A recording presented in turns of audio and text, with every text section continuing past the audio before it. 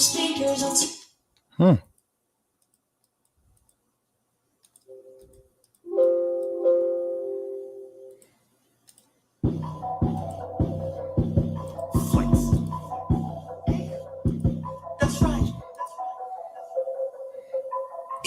I'm on a pilot, man.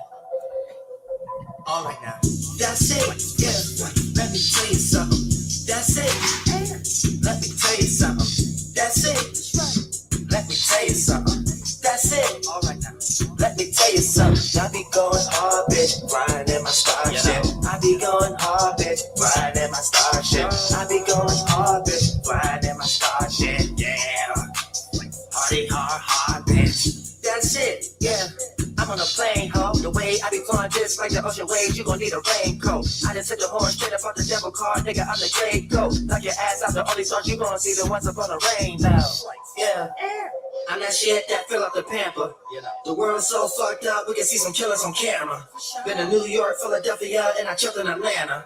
At the roof on fire, Ariel, hold the ceiling for ransom. I'm on your helmet like dandruff. I ain't from Chicago, but I've been in the drill. Guys MC, nigga, we don't really give a fuck how many niggas you kill. How you pay for everything else in the world, but you forgetting your bills. I ain't from this reality, but you know Ariel, he been in the field.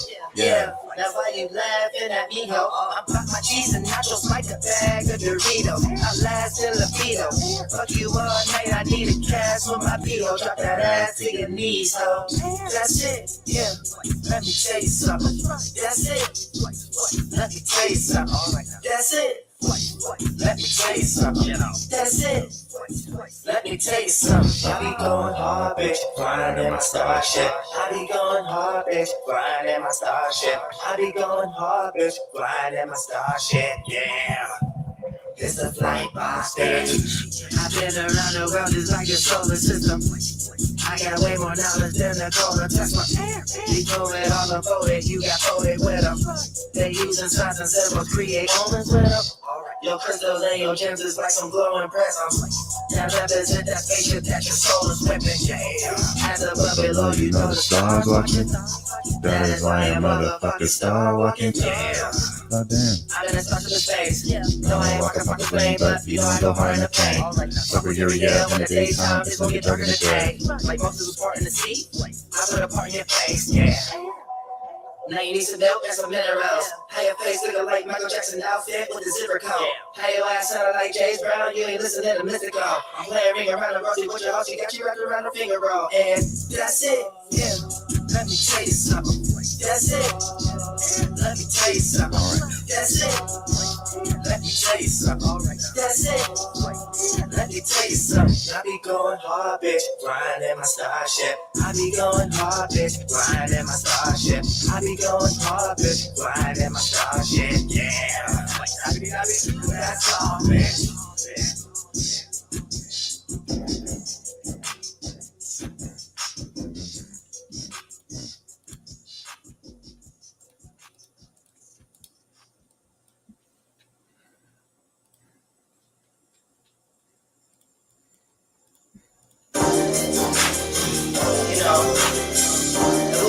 You know, who the hell right now? Gasoline draws on, it's pretty much smoke. You around me? Shit. Yeah. All you do is gaslight, gaslight, gaslight, gaslight, gaslight, gaslight, gaslight, gaslight. You got me gaslit, yeah. All right now.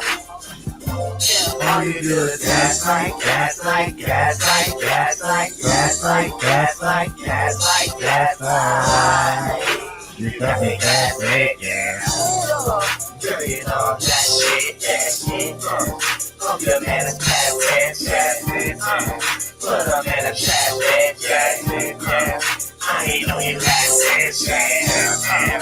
Cause you show me otherwise, yeah. That voice is in your fucking mind, yeah. Girl, you always come to mind, yeah. Baby, you are what it's like, oh yeah, oh yeah, oh yeah. Oh yeah, oh yeah, oh yeah. Wait, this is not the way to the vibe. All of you niggas be hard. All of you bitches need brains. Shit is insane. I'm in that better than stars. Baby, it's time to go get in the car. Yeah. The baby, you mistaken. You always try to check the way I think it. You always get to hating like you saying. Sometimes you gotta make it till you make it. Yeah. All you do is gaslight, gaslight, gaslight, gaslight, gaslight, gaslight, gaslight, gaslight. You got me gaslit, yeah. All you do is gaslight, gaslight, gaslight, gaslight, gaslight, gaslight, gaslight, gaslight. You got me gaslit, yeah. Control the future, rearrange it when it's coming. Tell me how that you complaining about nothing, huh? You make it seem like being with you and may not let go up. You my Winnie with no proof, from me my honey bun. Yeah. What a sudden change, yeah. You was in the rain, lost the rain. I don't play no games, baby. You was in the rain, lost the rain.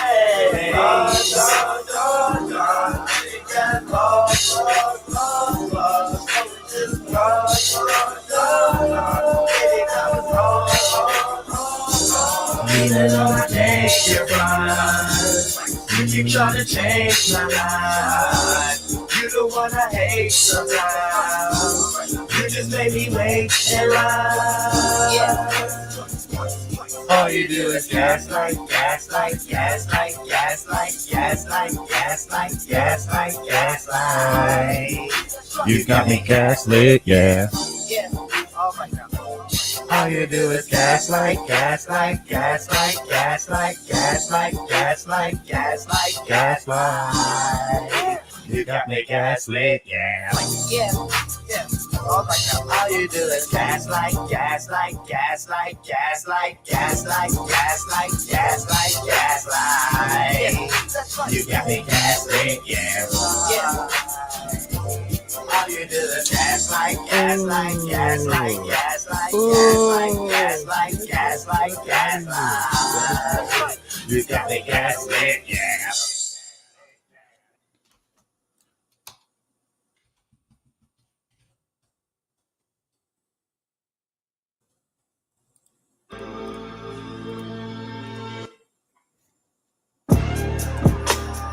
Baby girl, you know that this is the Maserati. Baby girl, you know that this is the Maserati. Like getting hard, that's the reason you call on God. I am the reason that you'll be calling off from that little stupid thing that you call a job. Baby girl, you know that this is the Maserati. Yeah.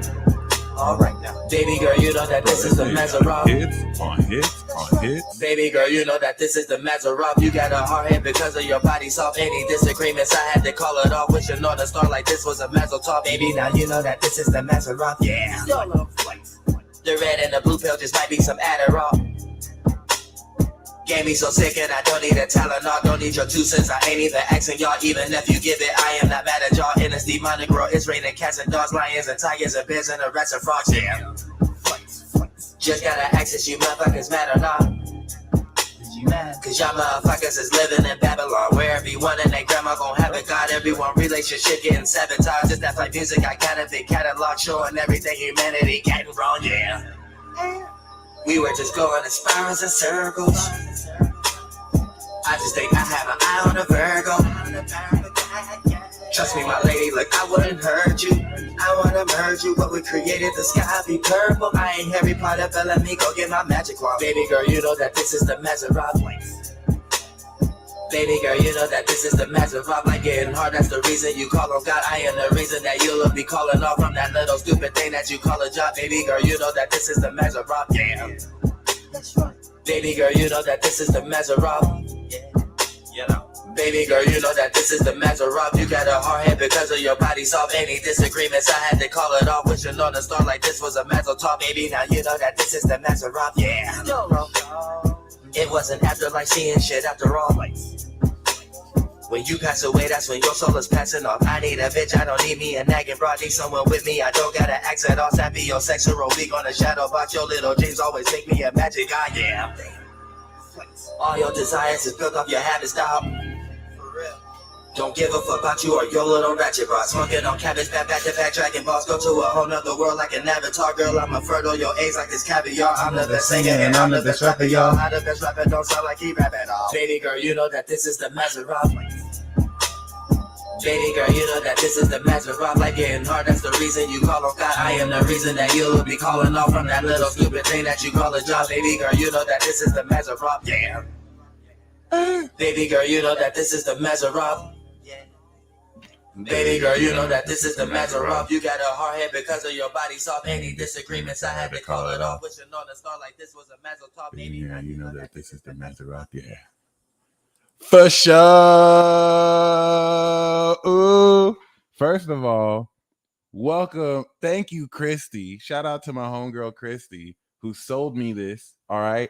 Let me tell you, I had this back when my other mic was messing up. I had this just chilling here and I never used it. So, like, here's a great message for y'all. Can y'all hear me right? This looks dope. I didn't even know. Like, some of y'all already have all the equipment you need. You just need to dust that bitch off. Just use it. Just use it. So shout out to Angela. Angela asked, is Dolo the pilot man Uriel? And one thing to keep in mind when we talk about who's an archangel, first of all, archangels are not humans. Okay. So like these are beings that, like, if you see their true form, they're tall, like they're huge. In this world, you have avatars, you have incarnates. So based on the 4 archangel stars, you got Aldebaran, Gemini, shout out 10 degrees Gemini, you got 9 degrees Sag, Uriel, then you have 8 degrees Pisces, Gabriel, and you have 29 degrees Leo, which is Raphael, Regulus. Okay. You have people who are vessels of the archangel. They are instruments of the archangels. So many of you have placements there. So you work with them. Then you have actual avatars of them. Then you have people who maybe are incarnates of them versus the actual archangel. Okay. So this is where it's not as simple as just seeing like a point. You have to look astrologically at the totality and the holistic of the chart. So for example, when I say I'm Archangel Michael, first of all, shout out to Miko. Her son is actually truly Archangel Michael. His name is also Michael. Now that it's the end of the world, I've met many people whose names are Michael who represent Archangel Michael. It's not really just me because we're all one. Like if you were to give into the illusion of separation, you would see all of us Michaels as different. We're all the same force. We're just different expressions. So then you have people that make shit up. There's a lot of people that make shit up. There's a lot of, sorry, boo-boo, you're not an archangel. And this is where I ask, hustle your evidence. So let's take the actual notion of Dolo, right? For example, a lot of the people whose names are Michael that are also Archangel Michael representatives, it just so happens all of us have Saturn on our moon. Someone has Saturn moon Gemini, Saturn moon Scorpio, Saturn moon Taurus, and Saturn moon or the demiurge is a big classification of Michael. So it's not just that their names are Michael, they have evidence in their chart to show it. Also connection to that Aldebaran star. Uriel, for example. Dolo, the pilot man, is an Aries sun in exaltation, a Leo rising, a royal archangel, okay, king, and then his moon, he's on Antares moon. His moon is on the Uriel soul star. So what do we know about Archangel Uriel? He's the light of God. We have a triple fire sign with the vessel of Uriel. Dolo, the pilot man, is Archangel Uriel. It's just there's so many people who make shit up and feel like you don't have to be an archangel. Even even if you were to call me an archangel, I'm not necessarily just Archangel Michael. Archangel Michael is just an expression of my energy. Archangel Michael to me is like my Zampak To as a soul reaper versus the Michael who was here earlier, Miko's son. That is truly Christ Michael. Okay. And there's different incarnations. When you look at the humanity, you can't compartmentalize stuff down here. So some people are like, oh, I wish I knew what archangel I am. You're not. You're you. The best thing that you can be is you. And like people have been caught up so much on trying to be this god or goddess, you forget you came here to be human. You came here to be you. Like the only thing better than being God is you. That's what you came here for. Like don't give into this whole because people want a spiritual identity so bad. So like if they're not Isis, if they're not Shiva, if they're not this, they forget, motherfucker, you came here to be you. That's the coolest thing you could ever be. So that's why I'm a little sensitive when it comes to this. People who that's why I also honor Dolo, because he knows who he is. And he was that light to kind of inspire a lot of people to move forward. Tour coming soon if I can get him on the fucking phone. But other than that, shout out to that brother. That's my true brother. I might be Jesus, but I don't say anything because I'm not trying to get nailed to a corpse. You know what I'm saying? And like, you have to understand that a lot of these archetypes, these divine feminine and masculine archetypes, are more so, you know, templates through which you can become yourself, right? That's Archangel Kobe right there, right? That like being yourself. All right, name your damn self, create a new character. This is so important because like everyone wants to be this angel, everyone wants to be that angel, and like you're not. You're not just because you have angel in your name. You know what I'm saying? If you're not a Gemini, sun, or moon, you're not an angel. I'm sorry. Aquarians are celestial gods, they're aliens. And then Libras are whole agents out here, cosmic agents. Have you seen the Men in Black? So Libra and Aquarius are forms of angels. Virgo is a form of a daemon or earth angel, but they're more closely related to the demon clan. People don't know that about earth signs, but not evil demons, just like the earthly, you know, it is what it is. So I don't want to, the real pogs in this bitch, I don't want to like put in like, you don't have to take this all as gospel too. These are more, you know, just concepts to put in your head. But let's get it, baby. Mars and Aries. Do I sound good? I didn't even know I could have a setup like this. I feel like a podcaster right now. You feel me? All right. Don't worry. Virgos are not demons. Virgos are virgins. So learning about Virgo really taught me a lot. Virgos are actually virgins, and a virgin is like a magician, right? A virgin is someone who not just keeps herself chaste. It's not just about sexual morality. Virgins are intellectually adept in the occult. So a virgin, or Virgos are freaks for this reason, but virgins are actually masters of magical craft. And there's a whole article about that I really want to, you know, we all know Kamala is legit with her chart. Like Kamala is an angel, Gemini rising. What type of angel is she? Is she a celestial angel? Then she'd be an Aquarius sun. Is she a Libra sun? She's a fallen angel. Okay. Not every Libra sun is a fallen angel. A lot of Libra suns are cosmic agents that just assist the fallens. But then you have Gemini rising Libra suns who are fallen angels. But listen, not every fallen angel is evil. And some angels chose to fall, right? There's a whole like mythology around this. So we know on Kamala's moon, she has Lucifer on her moon. What's the identity of her fallen angel status?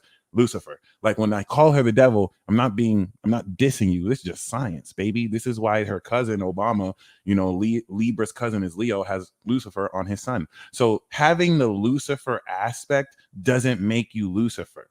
Like there's so many people with Lucifer on their moon, they're rising close to them. That's just the point. You got to look at the whole chart. Just like when y'all try and find twin flame indicators, there's not one cookie cutter twin flame indicator that if you have this and this aspect, you know what I'm saying? It doesn't work like that. It doesn't work like that at all. Okay. So other than that, welcome to, of course, this transit talk where we are going to be talking about one of the most controversial transits that you're going to experience. This transit runs from March 24th today to July 4th. After this, I'm going to put out a moon message for Moon and Aries. Somebody asked, what about Libra, Sun, Sagittarius rising? So the Sagittarius rising aspect is kind of interesting because Sagittarius is ascended. So Sagittarius, you have thrones, there's not just angels, you have thrones, you have principalities, you have powers. The powers are the cardinal signs, the 4 different powers. You have principalities, which are judges. All right. I believe Sagittarius are seraphim. So if you're a Sag rising, it sponsors the Seraphim clan, but Sagittarius is one of those classifications that could be anything. So I'm giving you like these terms, but it's not set in stone because everyone's unique. These are just ideas to put out. And like the Libra rising, the Libra Sun Sag rising to me is an ascended artist. So I'm definitely going to make it a video because it really goes deep. Certain people are vessels of my brother Lucifer. You feel me? But that doesn't mean they are Lucifer. Like I can spot out a Lucifer incarnate versus someone who's just a vessel, like in the supernatural, where you needed the vessels, but then there was the true vessel. Okay, so this shit gets deep. And if you're connected to Michael like me, you notice all this shit. Like it shows itself to you, right? I'm also connected to Osiris, so I can spot out an Isis incarnate like this. That's my twin flame. Like I can spot out Isis like this. I could spot out Juno, and I could also spot out Lilith and Kali, the Kali, all right, the Mahadevas, Parvati, the mother goddess, as a representative of Shida, Shiva, that's my consort. Like I can see, like there's a goddess in every woman, there's a god in every man. So it is what it is. Lucifer, in and of itself, there's the mythology of Lucifer. And then there's the religious belief behind Lucifer. Lucifer really is a tricky energy. So you have to have integrity. Lucifer is the kind of being that if you let Lucifer finesse you, Lucifer will finesse you blind. But that doesn't mean Lucifer is inherently evil. Lucifer has a role to play, not just as tempter. You know what I mean? So it's just something to keep in mind. It took me so many years to learn all this. So it's not like I was born. I was born out the womb with this knowledge, but I had to learn this, right? To integrate all of this. What's my theory on what all the signs are? My working theory right now is that all the zodiac signs are different multidimensional aspects of yourself. You are not a zodiac sign. So unless someone is like has every planet in Scorpio and they're Scorpio rising, you can't say you're a Scorpio because you're not. You're you. You just decided to choose, I want to represent Scorpio. You know what I'm saying? I want to be intense, but I also want to be on stage. So I chose to have Scorpio and Leo. Like that's basically it. Where on the graph do you focus your energy? And wherever you have empty signs, you have more potential. But regardless, I want to show you something. This transit ends with the sun in Cancer on Lilith. Lilith is in Cancer. For those of you who would like a reading, I am offering readings on my website. I don't think y'all know I have reports. So if my consultations are too expensive for you, book coming soon. I'm going to start writing books this year, next year. You can get a report. You can get a 15-minute or 30-minute recorded report that you don't even have to show up to. Just put the info. It's on my website. Okay, they're $100 and $200, very inexpensive if the consultations are expensive for you. Also, before we go into the transit talk, I do also have 50% off readings. So if you would like $50 or $100 for a 30-minute report, or if you would like to pay $250 for a 30-minute consultation instead of $500 for the hour, join Infinity Club. You will get a code every month. The Gemini season code is coming out soon for 50% off consultations and reports and merch on the store. Holla at me. And if you look at the link down below, I have the Gemini season webinar link for this Saturday, True Epiphany. We're all learning. We're going back to magic school. Shout out to Shireen. We had a dope ass reading. Anyone who's got a read on 5 stars for a reason, guys. Everyone who's had a reading over like 400 reviews. It's a whole religious experience. It's an enlightening experience for both of us, okay? Because honestly, I be learning a lot too. Let me find out I'm your doppelganger. That would be crazy. I might be your twin for real. And thank you so much, Duke Esquire. The sound is so much better. Yes, thank you. Shout out to you, Christy. This mic is a godsend. So I definitely love it. Welcome to Hogwarts, baby. Okay. So keep that in mind. If you would like a link to the webinar, which ones are good? You start off with the 15-minute one. If you're new to reports, start off with the 15-minute one. Always get the natal chart reading or report first. Okay. And other than that, you know what I'm saying? Yeah, appreciate you. So that being said, ladies and gentlemen, I have the webinar available. If you are part of Infinity Club, you can join Infinity Club down below for $24.99, which is the cost of the webinar. It'll be included in the membership every month. I got you, Alheem. So that being said, let's get into the transit talk. It ends July 4th, and I want you to see how this started, y'all. Look, the moon has entered Aries with Mars. Why is this concerning? I have told you guys very seriously, you are going to see more evidence that it's the apocalypse out in this bee. Okay? There was a whole week of school shootings. As soon as the moon and Mars enters Aries, 13 kids are dead. They are remixing Sandy Hook. And here's the important thing about this. You cannot look at news programs and get so triggered. All of this is production. If they really cared about the people at play, they would not broadcast these atrocities. They are broadcasting these atrocities for ratings and views. under the guideline of we need to keep you informed. No, you need to keep people's business private. And so you have to really read between the lines. I'm not going to say any conspiracies. It doesn't mean that this has to be staged. It doesn't mean that they're crisis actors. Media can use real life events to push agendas. So I hope you understand the correlation between these mass shootings and gun control. I hope you understand that. I hope you see the correlation between the racism they're pushing, while behind the scenes they're distracting you with all these media. It doesn't mean that what's happening is fake. I'm saying ask yourself why you can look at a program on the news that you are unrelated to, has nothing to do with you, might be in your city, and you let it jar you emotionally. Please understand that as we step into Pluto Aquarius, all these mass shootings you see, that's the new normal.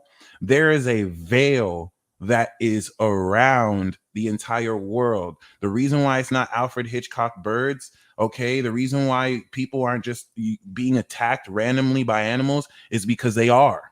But the veil has been thinly loosening. There's a veil of peace, right? The veil that keeps the devil constricted, quote unquote, the veil that creates this sense of order as Saturn is coming closer to nix it, right? Since Neptune's back in Pisces, and it doesn't have to be correlated just to that. You're seeing a lot of what keeps the illusions that have kept people in check click out, because everything that you're seeing based on the news, but you're not seeing everything that's being reported that have kept people in check. So you have to understand that. And welcome, Angelica, to the $1 Billion Vibe Tribe. $1 Billion Vibe Tribe is the $3.99 membership, and you get an oracle card every day. Okay. Also, for those of you who would like weekly tarot horoscopes, if you click down below or you go down to my website, you can join our mailing list. Okay.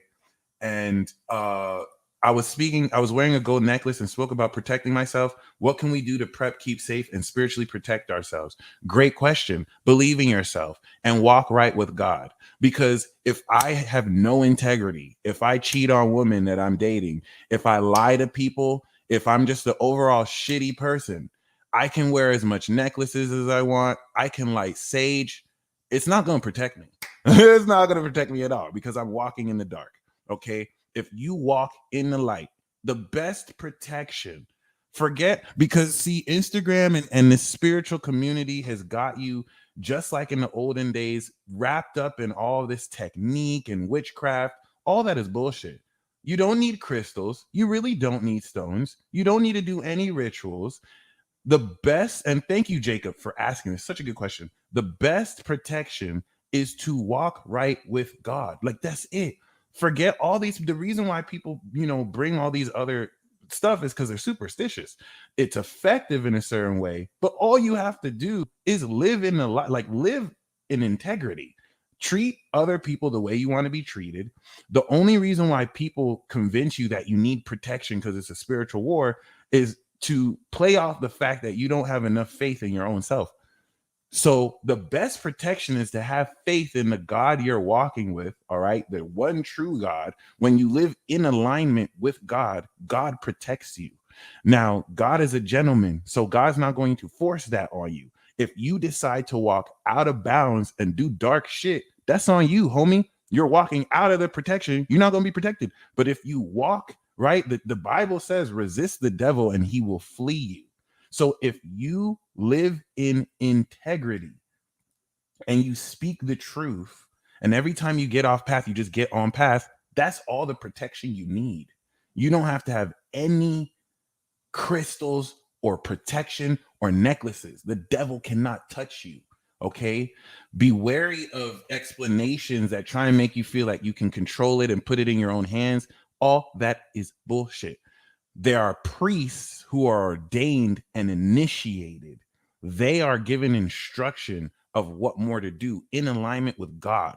You have so many people who see this on the internet who feel like they can copy it.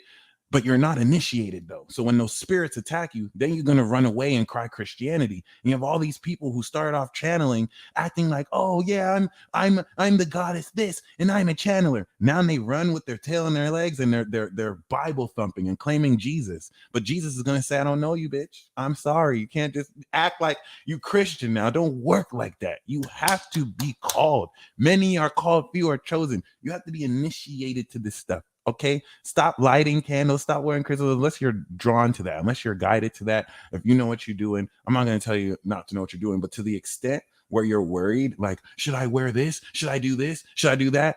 Homie, you need Jesus. You need God. Like, I'm sorry, like if you're that confused, why don't you just live right with God? That's all the protection you need. And everybody ain't called. That's a fact. And you will be tested on your faith. And let me tell you something about this Mars transit. You see the 0 degrees here? You're going to learn firsthand how evil this world is. There is an illusion. There is an illusion that has given you the impression that everything you're aware of is what it is, but it's not. And so as this veil is lessening, with this burst of this Mars power, you're going to continue to see that we're in the end times, and that this very, like the fact that someone can come through and mercilessly slaughter 13 children, wake up. Wake up, and please, like, don't be sad about this. I think it would be hypocritical to be sad about this, because there's nothing new about this. This has been happening every year. You just don't see it on the news. Black kids in Chicago will get torn up and killed, but they're niggas, so you don't care unless it's presented a certain way. Y'all motherfuckers were praying for Ukraine for shit that happens in Africa every fucking day. So let's dead this fake shit, please. And remember that it's all distraction. Can you describe what initiation is? Initiation is a formal introduction into occult mysteries that you're guided into. You don't look for it. You are chosen. When it calls you, it comes into you. You will know if you're initiated, because there are all sorts of people offering initiations, but then there's an initiation spirit gives you. Oh, yes, you can even say the whole world. But other than that, the best part about this transit is you are going to be war ready. Ladies and gentlemen, Mars came back around since 2020 in the apocalypse cycle, returned to Capricorn late 2021, early 2022, and Russia invaded Ukraine. Now that it's back in its dignity from exaltation, the way events are going to hyper accelerate is going to blow your mind. Do you see this chart right here? There's nothing in Cancer but freaky ass Lilith. There's nothing in Leo. There's nothing in Virgo. There's nothing in Libra. There's nothing in Scorpio. We're getting ready to be socially distanced again. There's nothing in Sagittarius. And that means from Cancer to Sag, the entire right side of the chart is empty. No socialization, no integration. We're revolutionizing individuality, because I don't know if you know yet, this is the revolution. Listen, you have millions of brainwashed people who need media outlets to tell them how to think, what's happening, what's hot. They're fucking stupid. Okay? They're done. Once this shit hits the fan, they're done. They're done. Outside of their ability to stay aligned with what they're meant to do, they're not living from themselves. They're living externally. The reason why this is an issue is everyone has the choice to walk their path. Just like you have the choice to make an individual decision, they made the choice to let other people tell them what they should do. That's a sin. You're not living in truth. Okay? Living in truth doesn't mean rebelling against order. Sometimes what you're supposed to do on your path is to listen to what the collective is saying. Sometimes what you're supposed to do is to not listen, or to do a balance of the both. The whole purpose is you have people who are following the call and doing what they're authentically supposed to do, versus people who are doing what they're doing because they're told to do it. And all these people being told what is and what to do, you're done, because these voice influencers are lying to you. And you either know that or you don't. Okay. But don't take my word for that. Continue to see for yourself, because there's so much data that comes out to also basically call out the inconsistencies of reports you hear. And this is one of those warnings I have, again, to really detach yourself from mainstream collective narratives, whether it comes from your favorite YouTuber. I'm not a collective narrative. I'm an individual. I got this shit off the mud. did not do this with mommy and daddy's money. Okay, I'm not a collective broadcast. I am not mainstream. You have to be careful about what you hear about these mainstream collective narratives. They're full of shit. Okay, they're very decorated and they drive an agenda. If you want to be a part of it, some of you are a part of infiltrating and being part of that. I can't speak for you, but what I can speak on is you have more power involved in evolving your individuality than we have ever had in years. In years, we haven't had energy like this since Uranus first entered Aries, squaring Pluto.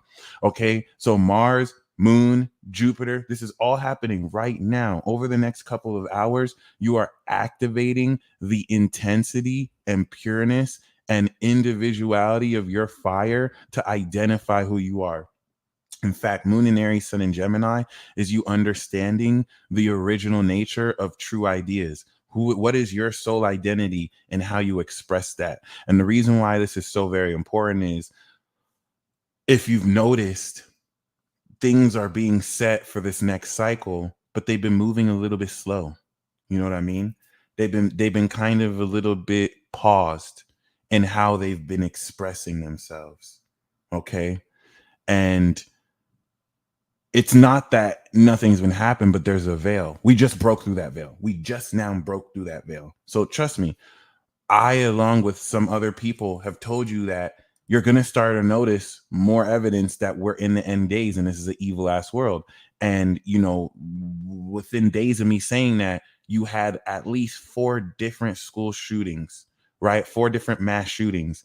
And now as soon as Mars and the moon goes into Aries, we have this Texas thing, okay? Hacking, mass shootings. The reason why this is happening like this is Pluto at the end of Capricorn destabilizes authority, infrastructure, and of course, government. So as it goes into Aquarius, we're entering a period of light anarchy where Pluto is awakening what? The collective, the humanity, the people.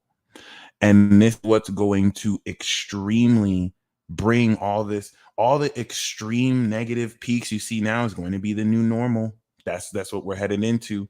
And I don't know if that should scare you, because if you were to take what's happening now and showed it to people older in the day, they'd probably overreact. But look, you're chilling, right? There's a lot of things that happen in this world that we treat as normal. And that's that slow but sure increase of Pluto that increases the intensity, right? But as you integrate with it, we're reaching a climax point. That climax point, right, is as we get into Pluto Aqua and that starts to square Pluto Scorpio. There's a lot of suppressed evil and desensitization and trauma that is bubbling up.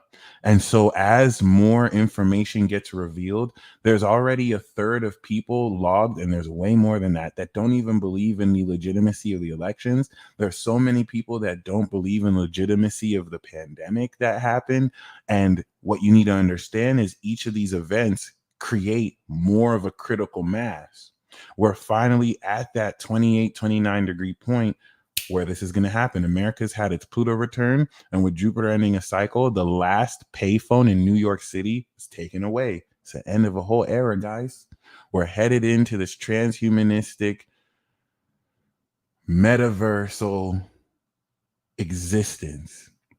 And it's not my job to tell you it's good or bad, because there's really no good or bad. It's how you navigate and adapt.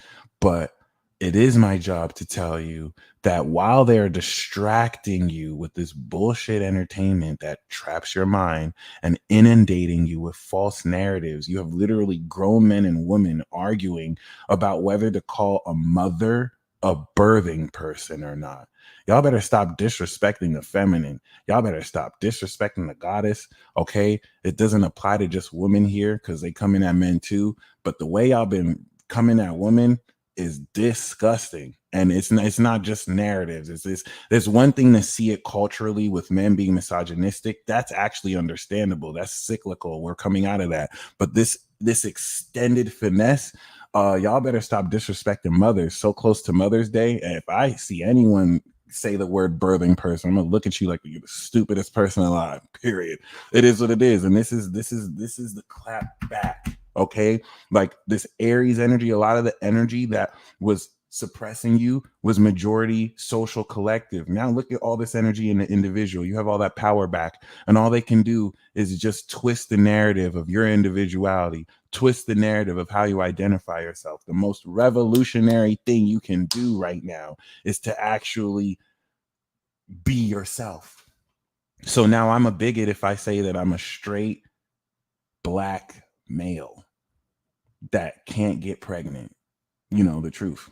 So it is what it is. What it is. You know what I'm saying? And I love Mars and Aries. I got that 8 degrees. You're going to have more forward movement and determination to actually move forward like never before and actually take passionate action. The 0 degrees entrance here is iconic, with the moon helping you understand how to identify this forward movement. So many of you have been lethargic as hell. Why? Many of you have been trying to do stuff before it was time. So many of you, like myself, I'm impatient as fuck. So many of you are trying to force relationships before it's even time to come together. Because in your mind, you think it's the right time. I'm telling this to myself more than y'all.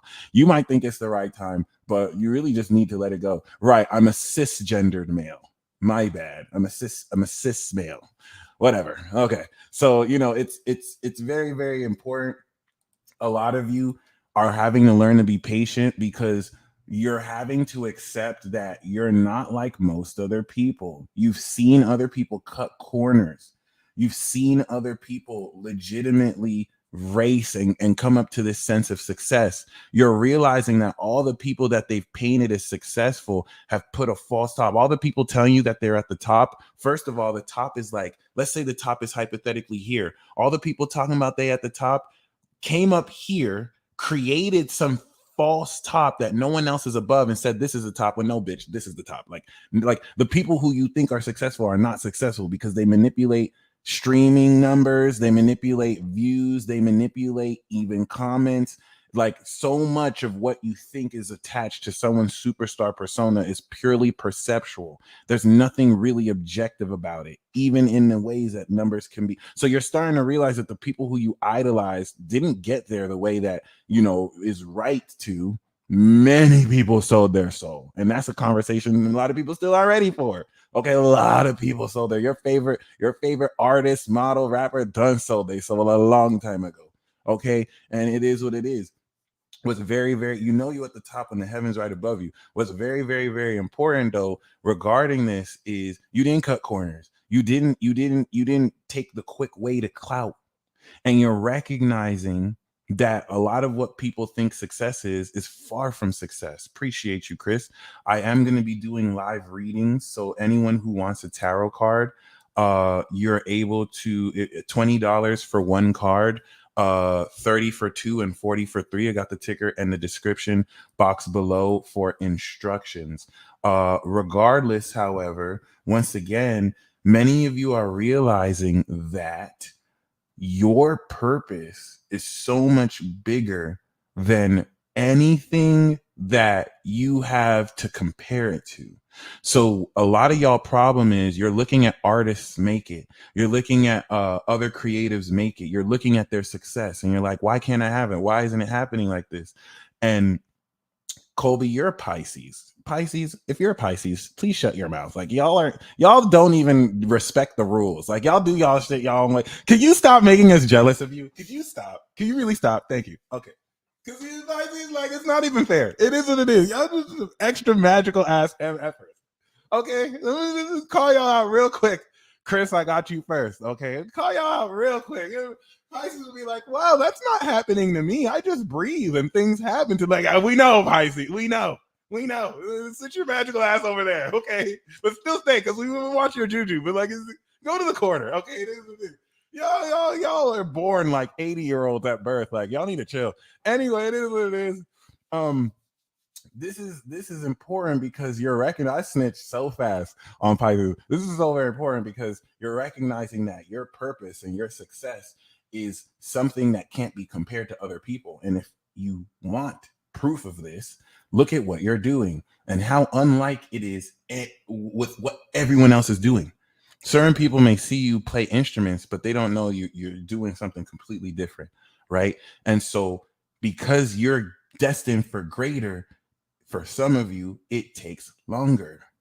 Okay, it takes much longer because you're seeing the success that people made, but it's not that successful because millions of people are gassing it up because most of them don't even know who they are, and they're brainwashed to believe all this fanfare and stuff attached to it, right, is real. Now listen, the Duke Esquire says something very important. Everything about Pluto and Aquarius means that if you're famous during Pluto and Aquarius, you're like a god, like you're the real deal. Not because people worship you, but because it will be dangerous. Like Pluto Aquarius is Star Killer Saga.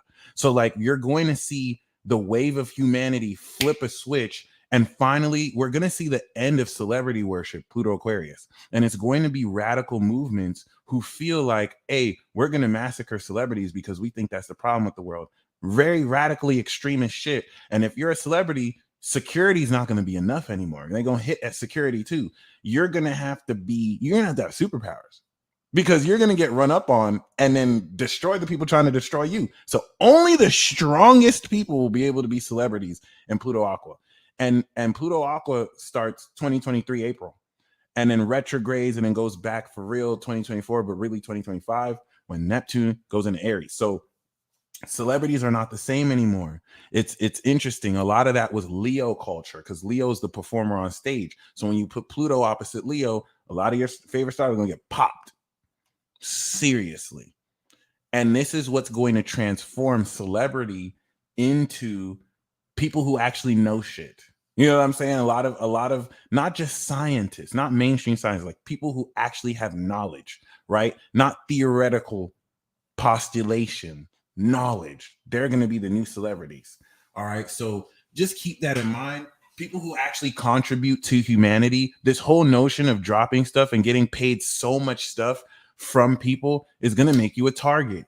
Those of you who are gaining these resources and giving it back to people, that's going to make you famous on some Mr. B stuff. You know what I'm saying? So it's that very important balance. But Mars and Aries is the quintessential spark of this individuality that has risen. So many of you have had to really accept that you can't necessarily rush greatness because what you're building is so unconventionally glorious that you comparing it to looking like other people's is what's blocking you. You're not meant to have other people's success because there's only one you. And the time that it's taking to bring this, there's no rush. A lot of you are realizing that there's no rush. Like it's society that's urging you to produce results, but it's not their business. It's society that's like, well, you don't make this type of money, so you're not successful. You don't have this. What do you have to show for it? And you have to be like, first of all, bitch, it's not your business. Is it your bit? Are you paying what I have to pay monthly to obtain what you're not? It's not your business. Oh, you can suck my dick. In fact, if you want an appointment to suck my dick on the tip, you can call in this number at 1-800-suck my motherfucking dick. Okay. Like there's a Chiron Aries vehemency that you have to clap back with because it's very disrespectful. The urge of society to kind of push these decorated results that are just, it can only be A, B, and C. You're breaking out of that. You're breaking out of that. You this is so very important because you're understanding the pace and path at which now that we're in Aries, we're moving forward. So the thing that's very important here is that now that we're in Aries during Gemini season, the way things are going to hyper accelerate so fast. Because Aries, Gemini, and Sagittarius are the fastest zodiac signs, period. As big as my Taurus rising is, people will be surprised when they raced me. They didn't know I had Mars and Aries, Sun and Gemini. I will dust you. I mean, I'm 30 now, so I pulled my hamstring trying to race a 19-year-old and a 20-year-old. It was not cool. But like, still, if I'm in shape, like I'm very fast. Like I'm very fast. Got the spirit of the wind, Gemini and Mars and Aries, right? Boom. So it's a lot of force. The thing here is like these are the three fastest signs, specifically Aries and Gemini. Those are the two signs that we can meet each other and in the same hour have sex, get married, and break up, and get over each other, and move on. Just like that within 6 hours. A Gemini will get bored. A Gemini will be so in love with you and get bored with you within the same 6 hour period. All right, like straight up, and then get over you as if they weren't in love or infatuated with you for hours, like that. Like Gemini's moving, Sagittarius moving on like that. Boom. Aries will move on quick too, like that. Okay, but when we talk about just energy, yeah, petty gang. Yep, it is what it is. When he said, when Drake said it's the pretty boys versus the petty boys, it's the petty boys right here. Shout out to that. I don't know why Drake acting like he ain't petty too, but it is what it is. You can be pretty and petty, but other than that, yes, my friend, this is going to now that we've crossed this line, I want you to think of this as the boof, move, like go on your mark, get set, ready, boof, and we're moving forward. As soon as the end of this broadcast and Mars goes 1 degree, you are 1000% going to start to see the stuff that moves slow move all the way fast, like boom, like it went from 0 degree Aries, boof, like boof, like there's no gradual. Thankfully, we have Taurus grounding to give us a gradual acceleration, because you have speed and then you have acceleration, right? But no, it's just literally 0 to 100, like boom. Okay. And if you have energy like this, like you Aries, Gemini, Taurus, like you'll be straight. If you don't, like shit's just gonna switch for you now. And the way this is gonna facilitate is in the pacing of these events.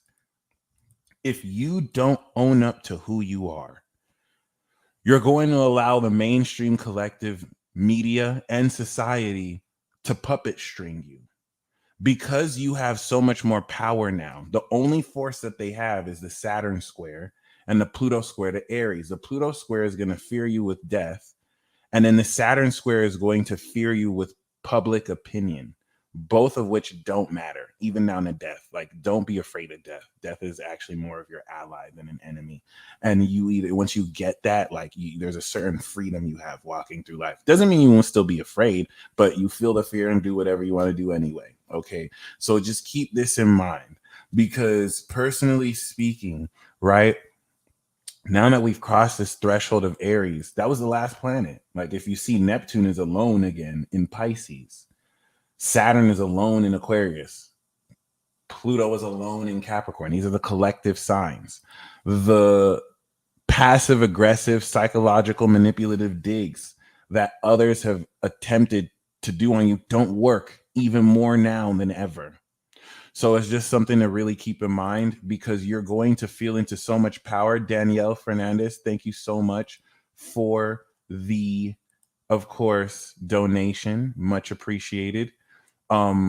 This is definitely challenging you like never before to not only own up to this individuality, but be in such a position to realistically rebel against any aspect or expression of yourself that does not honor who you truly are. And this is why you have to be very careful about false presuppositions that really finesse you into accepting elements of yourself that aren't even true. So if I was to just walk up to you, okay,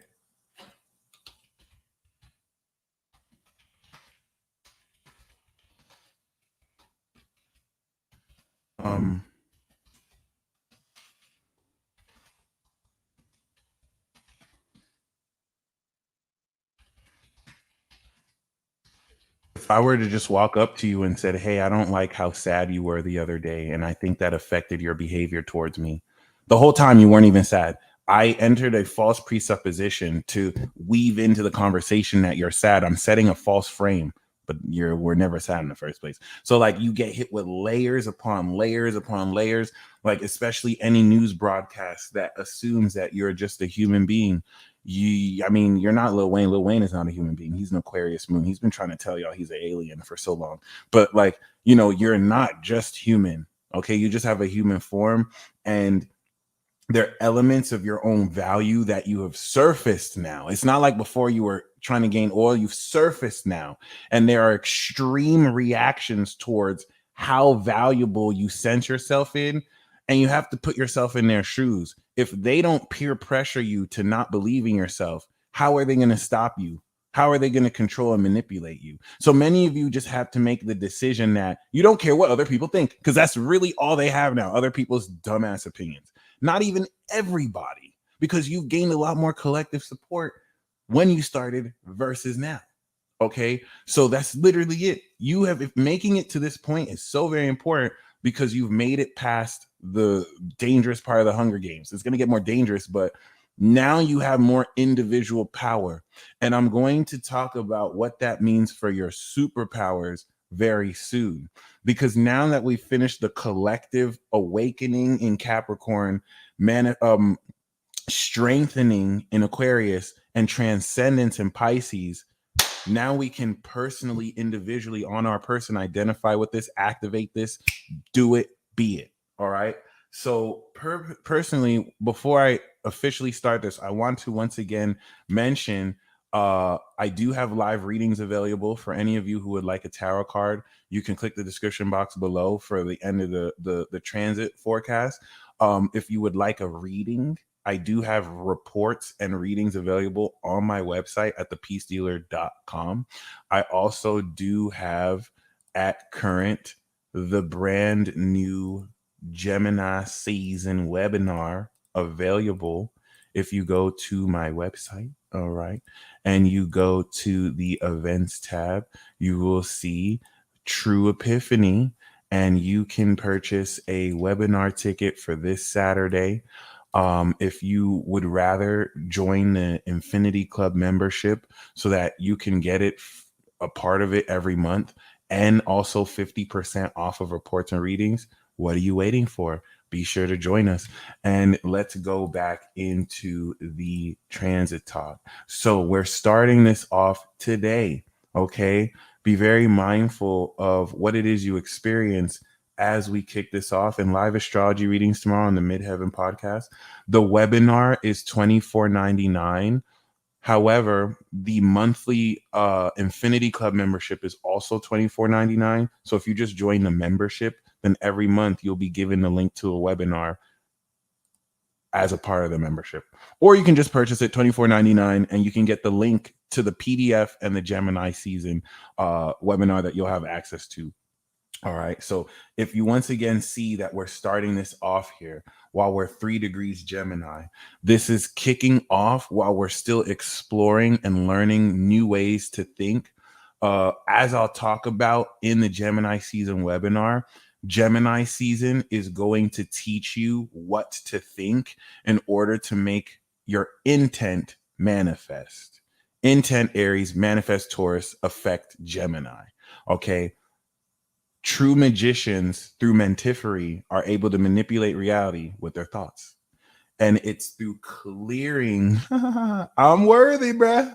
It's through clearing a whole lot of the limiting beliefs that now fight in this internal conflict that allow your thoughts to just manifest, because they already manifest. Your thoughts are things. So if you think about, Zatanna off of DC, anything she thinks can manifest. She just through stage performance says the thing backwards. So that's her technique, to bring what's in her mind into reality. That is the essence of Gemini, where you think it, and out of the portal of the spiritual realm, the impersonal, through Pisces, you speak it or think it or intend it, and it manifests. It becomes real. In Virgo is the how. Virgo is the technique following the Gemini ability that grounds it in reality. Okay. Mentifery, Mentifery.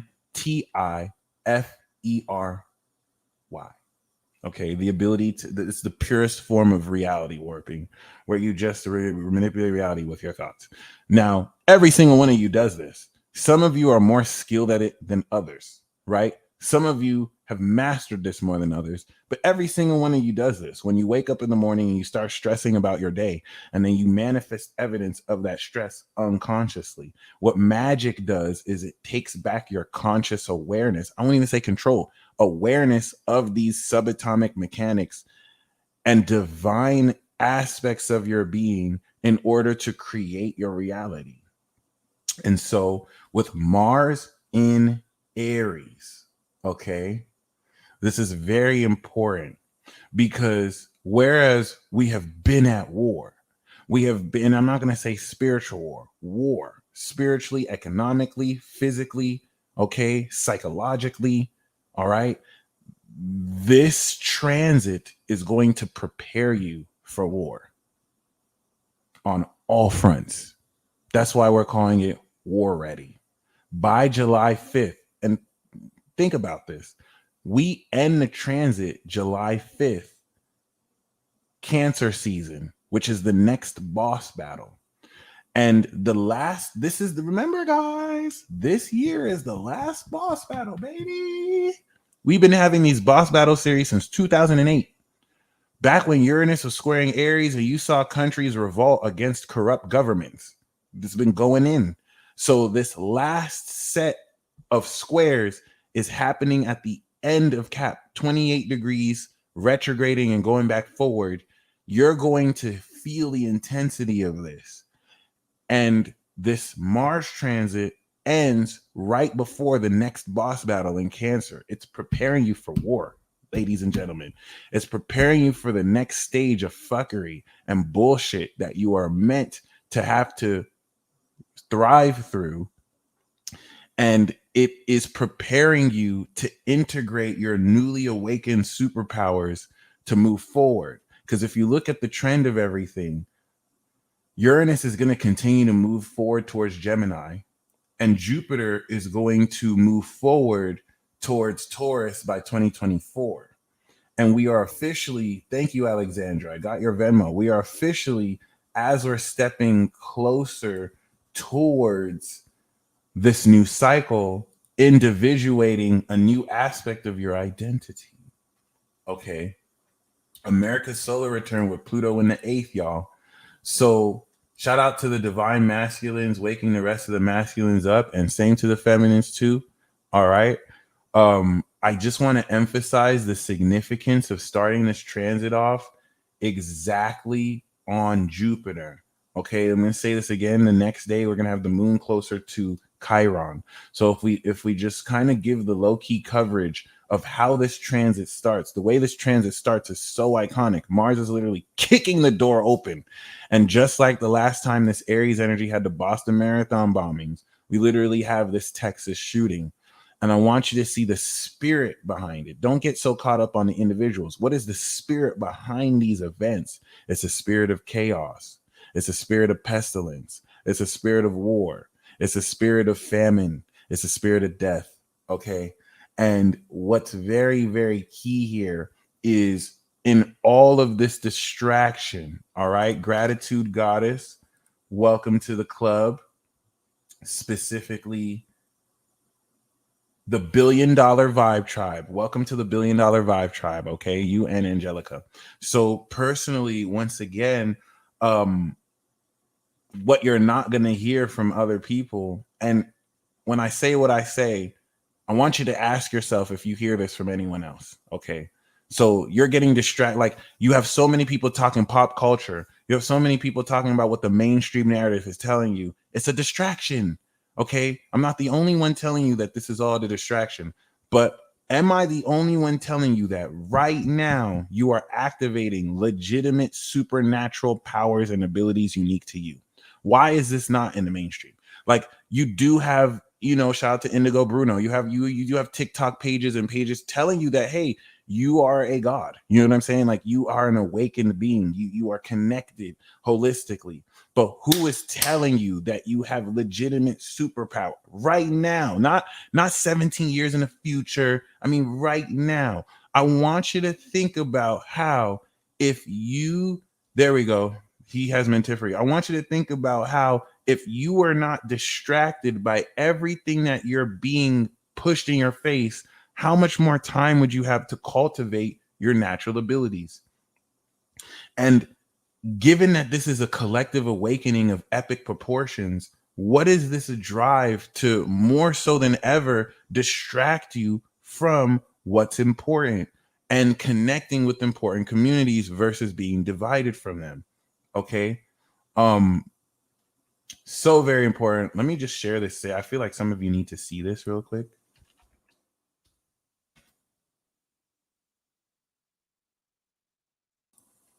It's going to be vague until we get closer to Scorpio, which is specificity. Taurus is vagueness because it's so general. Okay. So here's that Mentifree superpower. Franklin Richards is actually the picture for Mentifree. So good call. All right. And if you want to look that up, look up superpower wiki link.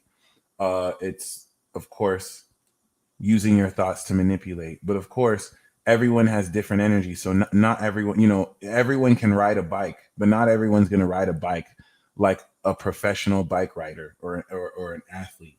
Okay. And the telepathic network is getting strong as fuck as Pluto in Aquarius is integrating a whole new network of telepathy collectively awakened since the last time Pluto was in Aquarius, but now this time Uranus is in Taurus, gridding it physically. All right. And it's way deeper than that. I just gave you the most vaguest general explanation of something that is way more complex than all that. But in the simplest way to say it, like that's the best way I can say it. So, outside of that, once again, the individual power, Aries is individual. It's cardinal. Okay.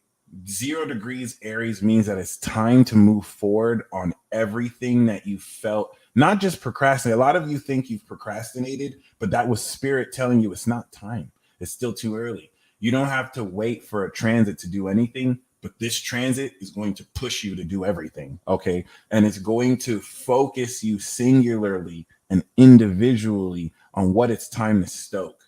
So please understand that as we had the Capricorn awakening your higher power, and then you came into the Aquarius knowledge of this higher sense, and then you had the Pisces transcendence. Now we finished those 3. The outer planets is going to come out of there, and the next 3 is Aries, Taurus, Gemini.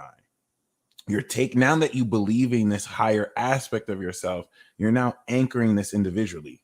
You're now activating individual power.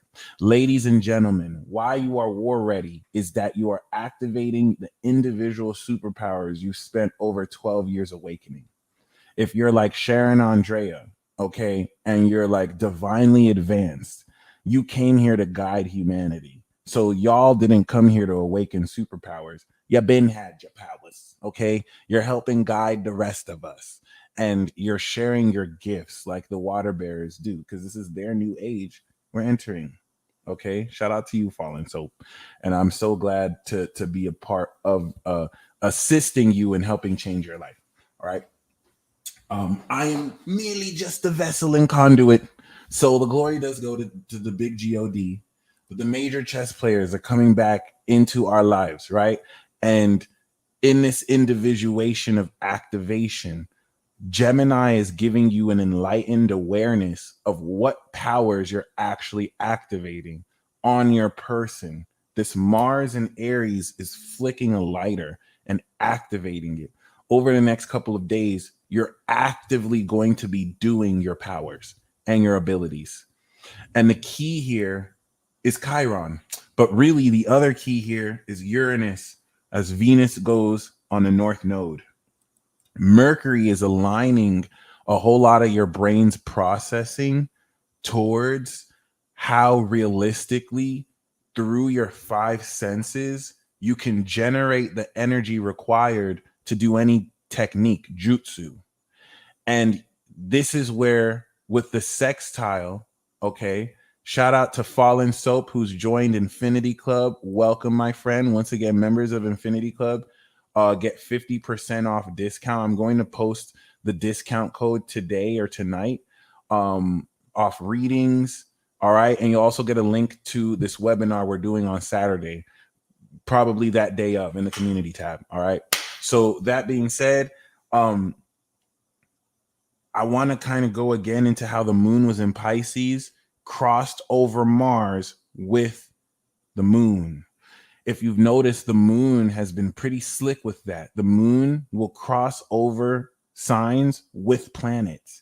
And it's very key. It doesn't happen with every planet, but the emotional understanding overlaying the planet coming through there activates more power and a cycle through here. So the moon and Mars going together is very iconic.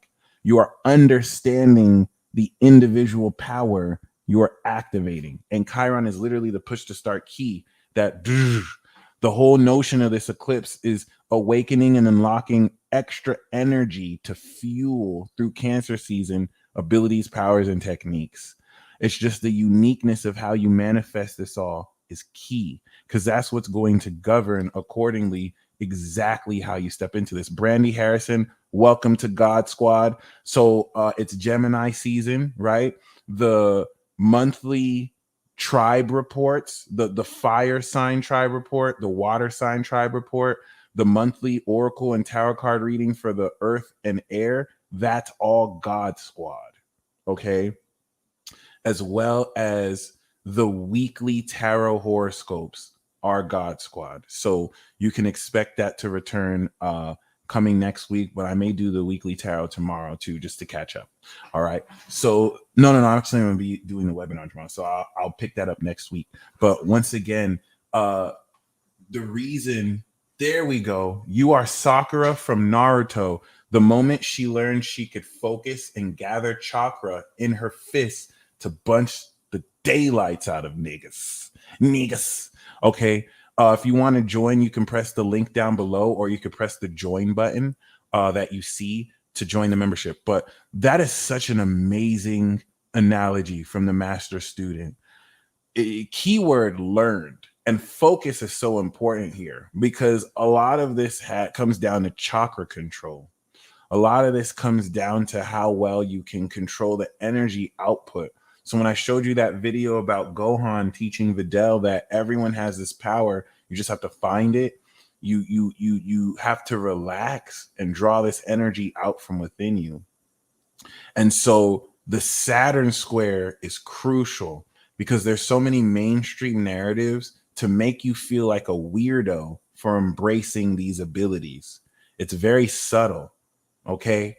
Most people know that they can't show up with their devil horns. So they're going to act like, oh, I mean, I'm spiritual too. I get that. But you don't really believe that. Yes, I do, bitch. Okay. And if you were training in the gym, you would too.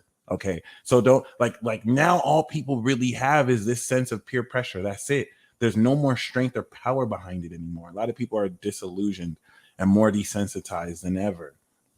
So, keep this in mind. Now that Mars is 0 degrees Aries, every single one of you is activating this fire within your identity. And the moon in Aries is going to help you understand what it is you're activating, what the name of this power is, how to understand it so much more. I am. Tap into that I am presence. And people are losing it. People have been lied to their whole life. And you're now seeing people who have projected their false understanding of the world on you project more at you, because it's not sticking.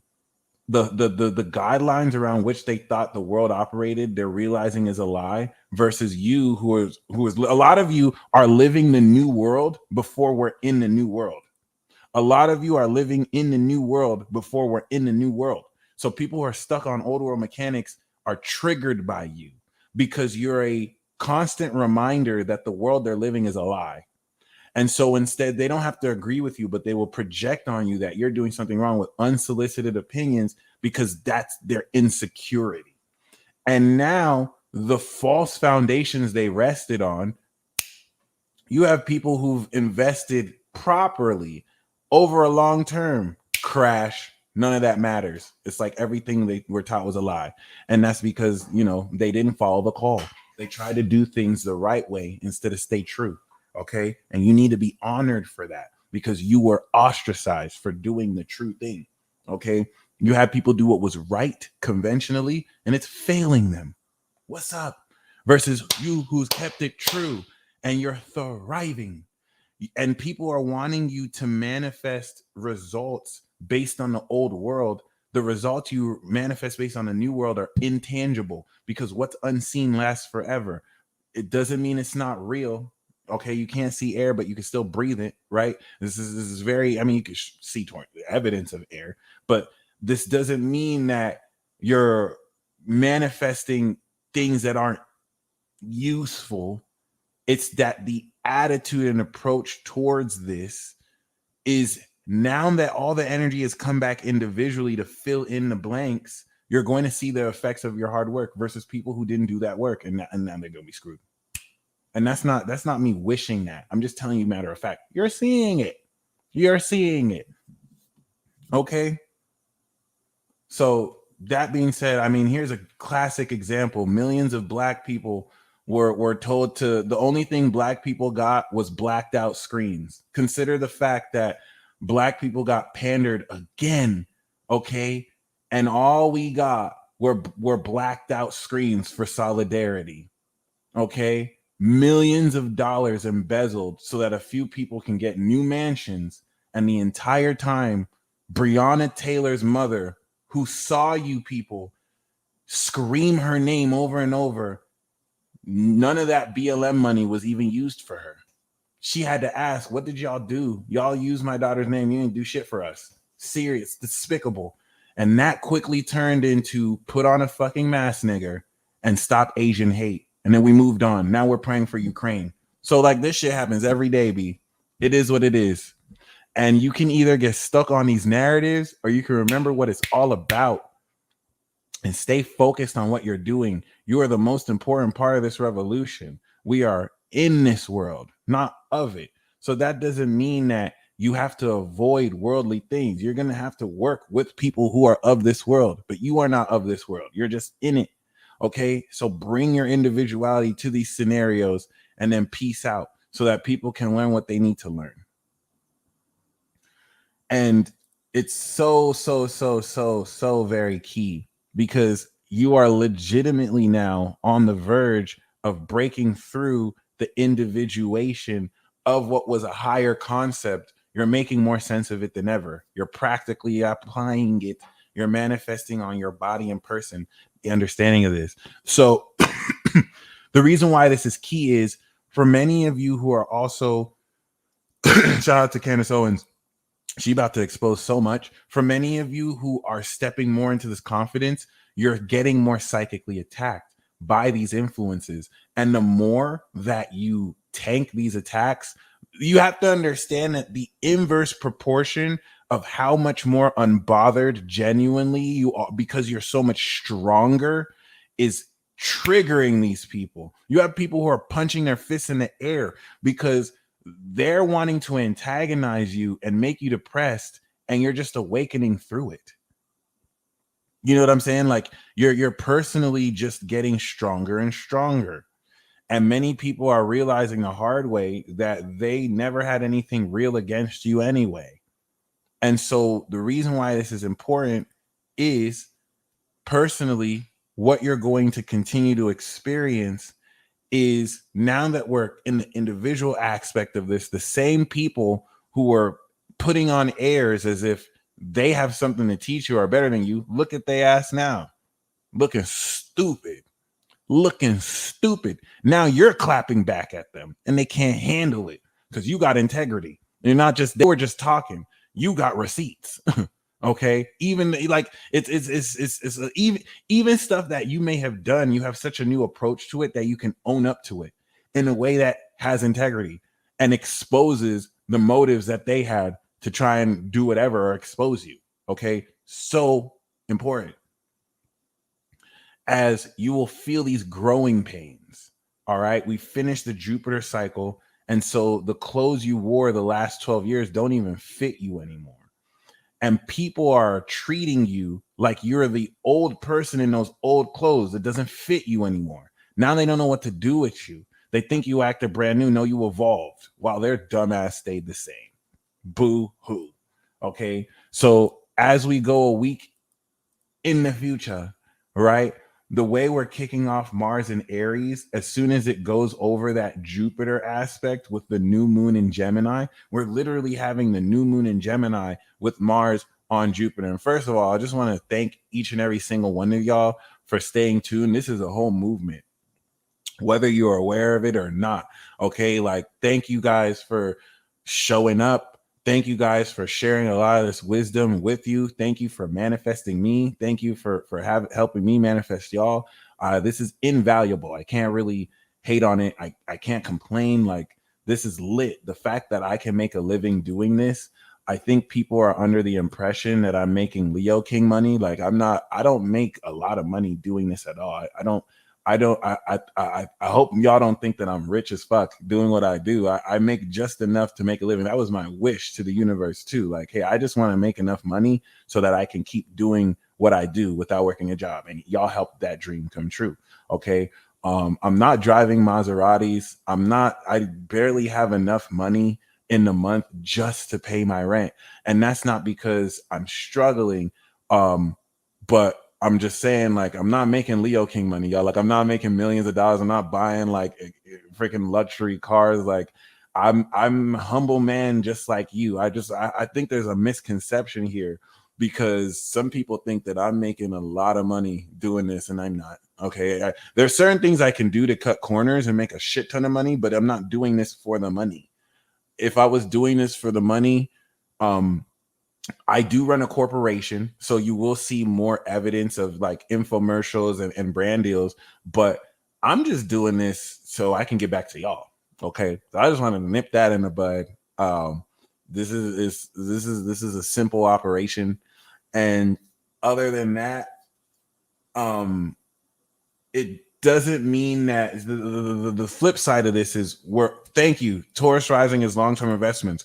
We're all going to come into an evolution of, the money is coming, the success, the more success is coming, right? But it's very important to establish that many of you have already covered your grounds and bases. Okay. Many of you have already been in a position to be tempted for the money. Some of you were tempted to sell your soul. Some of you were tempted to do things you didn't really want to do just because the money was there and you didn't do it. So now the universe is ready to bless you. For those of you who did do it, you learned your lesson from it. If you didn't, you're going to go through it again. But if you learned your lesson, you're still going to be blessed. Okay. It's definitely very, very important.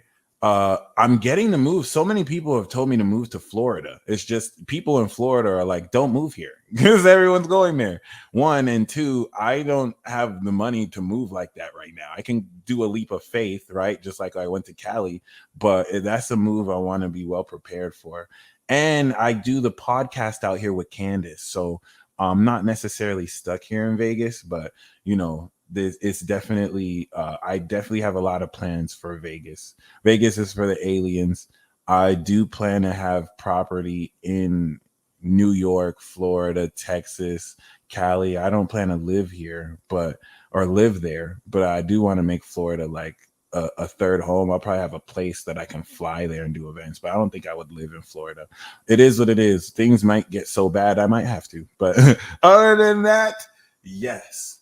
Right. Shout out to the quality, right? Make sure you hit up God's vision, and quality always pays off. This is where now you've done the work. There's so much work that so many of you have done that is going to come into so much notoriety because you did it. You don't have to play catch up. So really take stock of your progress. So a lot of people are telling me to get away from Vegas because apparently the water is about to be a crisis out here. And we may not have, you know what I'm saying? We may not have water. And that's why people are like, I don't know. It's interesting. Personally, I don't know if I might have to be here and do angel duties if shit does hit the fan and I got to help people who are out here. Like the way it's worked for me is spirit kind of opens the way forward. Like, and I'm going to share this story because many of you may feel like they've been not having water. And I knew it. Many of you may feel like you don't know the next step forward. So before 2017, when I reached a place where personally, you know what I mean? I didn't need to work another job. I was working a day job at a psychic stop, the Karma Connection, okay, off of Rainbow. I needed to get a business license. I finally got that Clark County business license. I was getting paid daily. And I heard spirit loud and clear in my, like, as a voice saying, this is your last week working here. And I was like, fuck that. They pay me daily. Like, it was dope. I love the job. Right. And I ended up getting fired at the end of the week. And at the end of the week, I also ended up making more money I ever made. I never had to work a job again. So like, I didn't know what I was going to do the next step just came naturally, right? And that's where I'm just being led by spirit. If I'm meant to go to this state or that state, it'll the opportunity to arise, I'll take that leap of faith. Right? Spirit said no. And I showed up late that day. That's why I got fired. My friend came back, took me to the strip club. She was dating Chris Santos at the time. Shout out to you. All right. And I showed up. I didn't even, she said, don't even show up to work. I was like, okay. And yeah, that was it. And I ended up making so much money that week, I never had to work a job again. So it is what it is. And that same week, I had 2 readings from people who were meant to see me, right? Like the last reading I got, the lady didn't even see me, asked to see me and said, oh my gosh, I was meant to meet you. You look just like my brother who passed away. And that was why I was at that job. And I no longer needed to be there, right? Another person came through, asked where her missing dad was. And I was reading tarot. I couldn't do any vague tarot readings. I had to just give her straight psychic insight. And I looked at her and I said, you know what? The country in South America is coming through, like near Chile. And she looked at me and she's like, oh my gosh, that was the last place we heard him. He was at. So like, just let spirit guide you. Don't get in spirit's way. Just let spirit guide you. Cause like, this is a whole magical adventure out here. Ask any Sagittarius. They live it every day. They be traveling like their lives. Yeah, they be escaping their problems through travel. That's a stereotype, but it is what it is. So,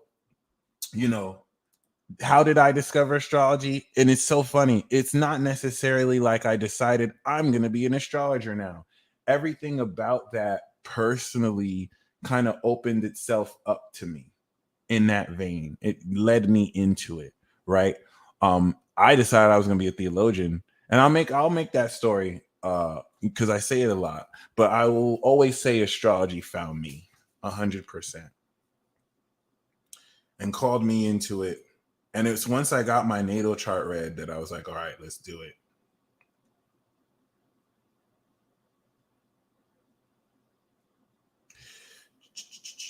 So that being said, as we move forward, what's very important is, okay, when we see Mars go over Jupiter, right now, Mars is in Aries.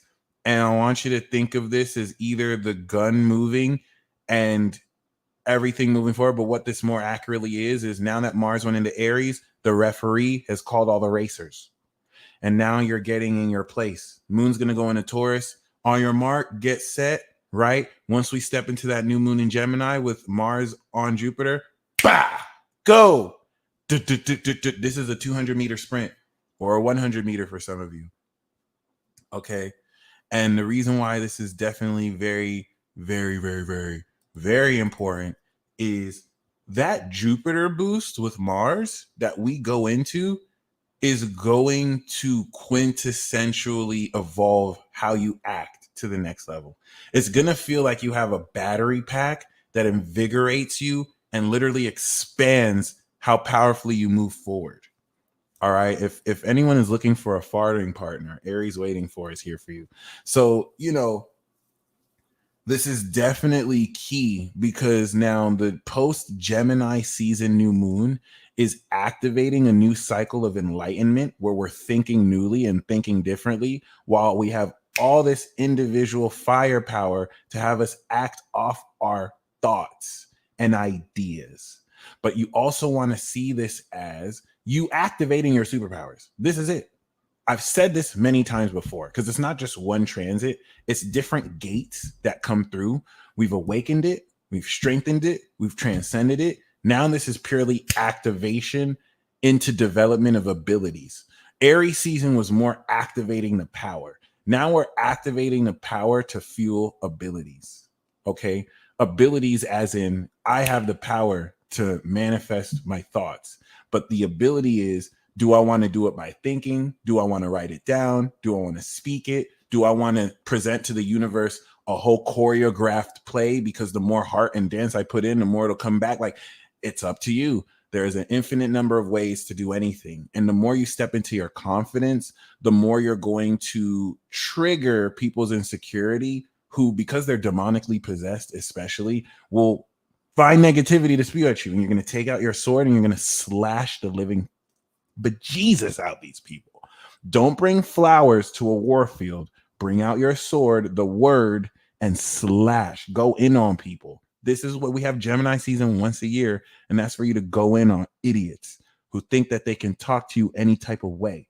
They better watch what they say to you. People still getting popped by the day to day. That's from one of the most legendary Geminis ever. You know his name, okay? We don't accept any gaslighting here. So this is very, very, very, very, very, very key, because post new moon, you're going to see the doorway open into the supernatural, and this is going to allow you to experiment with new expressions of your power. And this is just activating. This is fire activating. Why is this so key? The moon has just entered Aries now, baby. So you are literally in a position right now. Like this is the coolest part. This is happening right now. The moon in Aries is having you understand what power it is you're activating. Many of you have had an idea of it, but this is you actually doing it. If you are excited to actually do your superpower, comment a fire sign emoji, because many of you, it's the way I can say this basically is, since 2020, where you've awakened it, your superpower has been using you. Now you are going to use your superpower. This is very key. If you don't control your mind will make you its slave. Now you're getting ready to use your mental power, your mental force, your Nen. I just have to be, I love gassing y'all up. I love being y'all cheerleader. It's just, please don't think I'm flattering you. This is all the truth. Okay. This is all true about you. And you're inundated with so much bullshit about who you are and how you're not good enough. I have to remind you, you were born good enough. There's always room for improvement. You can always be better than you were before, but you were born good enough. Okay. Just because someone wants to manipulate you and make you feel like they're better than you so they can control what you do doesn't mean you weren't born good enough. Just because somebody is insecure and needs to feel better than you doesn't mean you weren't born good enough. You trigger a lot of people, and that's because you're a badass. All right. In the case where you're in the wrong, just take responsibility, take accountability. That's what Capricorn and Saturn is for. But the key here with the sextile of Mars and Aries to Saturn is going to strengthen your individual efforts with collectives and communities they prescribe and subscribe to. Now, let's get spicy here, okay? Because while the moon is in Libra, opposite this, from moon in Libra to moon in Sagittarius, which we can see is already, getting ready to exit, the full moon that's going to bring the trine to the sun, and then Venus on the North Node and Mars on Chiron, this is also very crucial. So we're going to start with the new moon. The new moon is going to activate new spells. By the time the first quarter square in Virgo has you perfect the understanding of these spells, the full moon will ascend this spell into completion. So basically, new moon in Gemini, you're going to learn a new spell. And the full moon in Gemini, you're going to see the spell work. You're understanding the vision and the meaning of the truth, this new idea, this new program, this new spell. Okay. This is not so Virgo season. After you finish the Gemini season transit and you learn a new spell, you're going to master the spell Virgo season, because practice makes perfect. So you're going to find varying social contexts to take this new idea and apply it to with other people. And then it's going to go into Sagittarius, and you're going to take that spell you learn Gemini season, you're going to take it to the next level. You're going to ascend it. Then you're going to transcend it in Pisces, and then we're going to start a brand new cycle where you take 13 years of self-development, kick off a brand new cycle because you're a boss like that. But before we master these spells in Virgo season, okay, the new moon kicks off that Jupiter boost, and then the full moon, where you have now through Virgo mastered and completed this new spell, will be on Chiron. And I want you to see Chiron and Mars like an activator, because Chiron is the key to your individual power on Mars. And what this is going to kick off is a new sexual revolution. You see, a lot of people are inhibited. Both men and women are inhibited. A lot of men don't want to be accused of rape, and so they don't shoot their shot that much. It's not as simple as just nuance. It's crazy out here. And it's made you think that a lot of women just cry rape for no reason. No, there's so many queens out here who act very right. Okay. And you have a lot of women who are slut shamed for just acting off their desires. Right. And it gives you the impression that a lot of men are out here judging women unnecessarily when these are mainstream narratives. You have mainstream narratives that attempt to speak for hundreds of thousands of people, that you give into the illusion that all these men and women are like this when less than 5% of the world population are on that bullshit. This is the greatest hoax and illusion of all time. Like, if you hear everything that's spoken about men, that's spoken about women, these are just people's opinions based on inconclusive research that was done on a non-representative sample size. And so it's only talking at most of 10% of the world population that is applauded and pushed in your face by technological oligarchs with billions of dollars of advertising to make you feel that this is what everyone thinks, when like more than 10% of the population are normal like you and me and don't give a fuck about any of this shit. This is how they literally finesse our pockets to buy into shit that we don't even need. It's only children who fall for that, and adults who don't pay attention to what their children are doing. Those are the people buying these makeup products. These are the people buying all these entertainment bullshit, these albums, all that. It's these kids. The war is on your kids. How much of a parent are you to these kids? Like, straight up, they're trying to teach you that homeschooling is bad for your parents because they want schools to make more money. So like, how well do you see through this bullshit? These illusions at play are getting weaker than they've ever gotten as you're getting more powerful, as the energy is moving towards the individual of the chart. Okay. So what's so key with this Chiron conjunction and key, right, is that given this inhibition of expressing the masculinity of your sexuality as a woman and as a man, okay, both men and women are supposed to make the first move. The whole notion that men are supposed to make the first move is hogwash. It's very disrespectful to certain women if you make the first move to them. It'd be better if they did. In a certain vein, it's also pointless if you wait for a woman to make the first move if it's better for you to do. It's not about your sex. It's about your energy and the situational context, because all of this shit is pride based and based on like old traditional norms that the people back then thought were cool because they thought they were cool, which is hilarious. Okay, it's hilarious. All right. So you're realizing it's about authenticity. It's about authenticity. If you're drawn to make the move, it's not about if you're a man or a woman. It's about if it's the right, you're both making a move towards each other, really. Okay. And so this Mars and Aries transit is going to heal all the trauma around sexually expressing yourself. And when we talk about Venus, we talk about feminine sexuality. How do you like it? When we talk about Mars, we talk about masculine sexuality. How do you do it? How do you like to give it? Giving pleasure and receiving pleasure is Venus, but how do you like to do it? That's Mars. Okay. And in Aries, this is healing the authenticity around the comfort that you have or out of your comfort zone to just express your desire. By the time this goes over Chiron and you've mastered an idea or spell, the confidence levels that you have to express your sexuality will be skyrocketed off the roof. This is going to be good and bad. Bad in the sense where certain people will overstep their boundaries, but in the case that it happens to you, you have superpowers activated more than ever. You can protect yourself.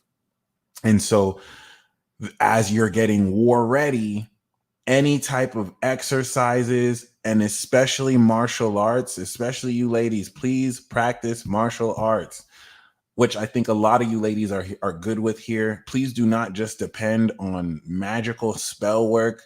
Learn to kick a nigga in the nuts. Okay. Like learn tactical ways to kick men in the nuts and other women in the over, learn any self-defense, fellas. It goes without saying, you should know how to protect yourself and a family. Okay. So like the work you put in, even if you take it a day to do any type of calisthenics activity, you want to stay physically active. Okay. You want to generate this cardinal energy.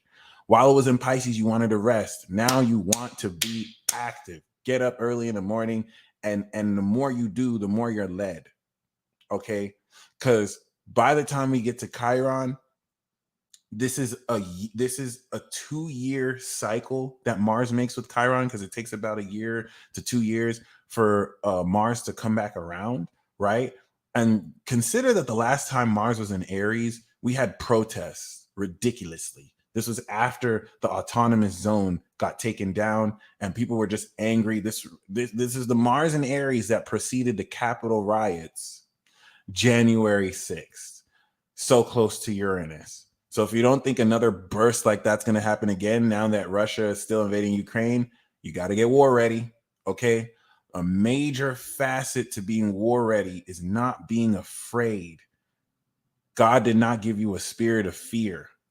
And with Venus so close to Uranus and the North Node, there are radical elements of how you express love that you must own.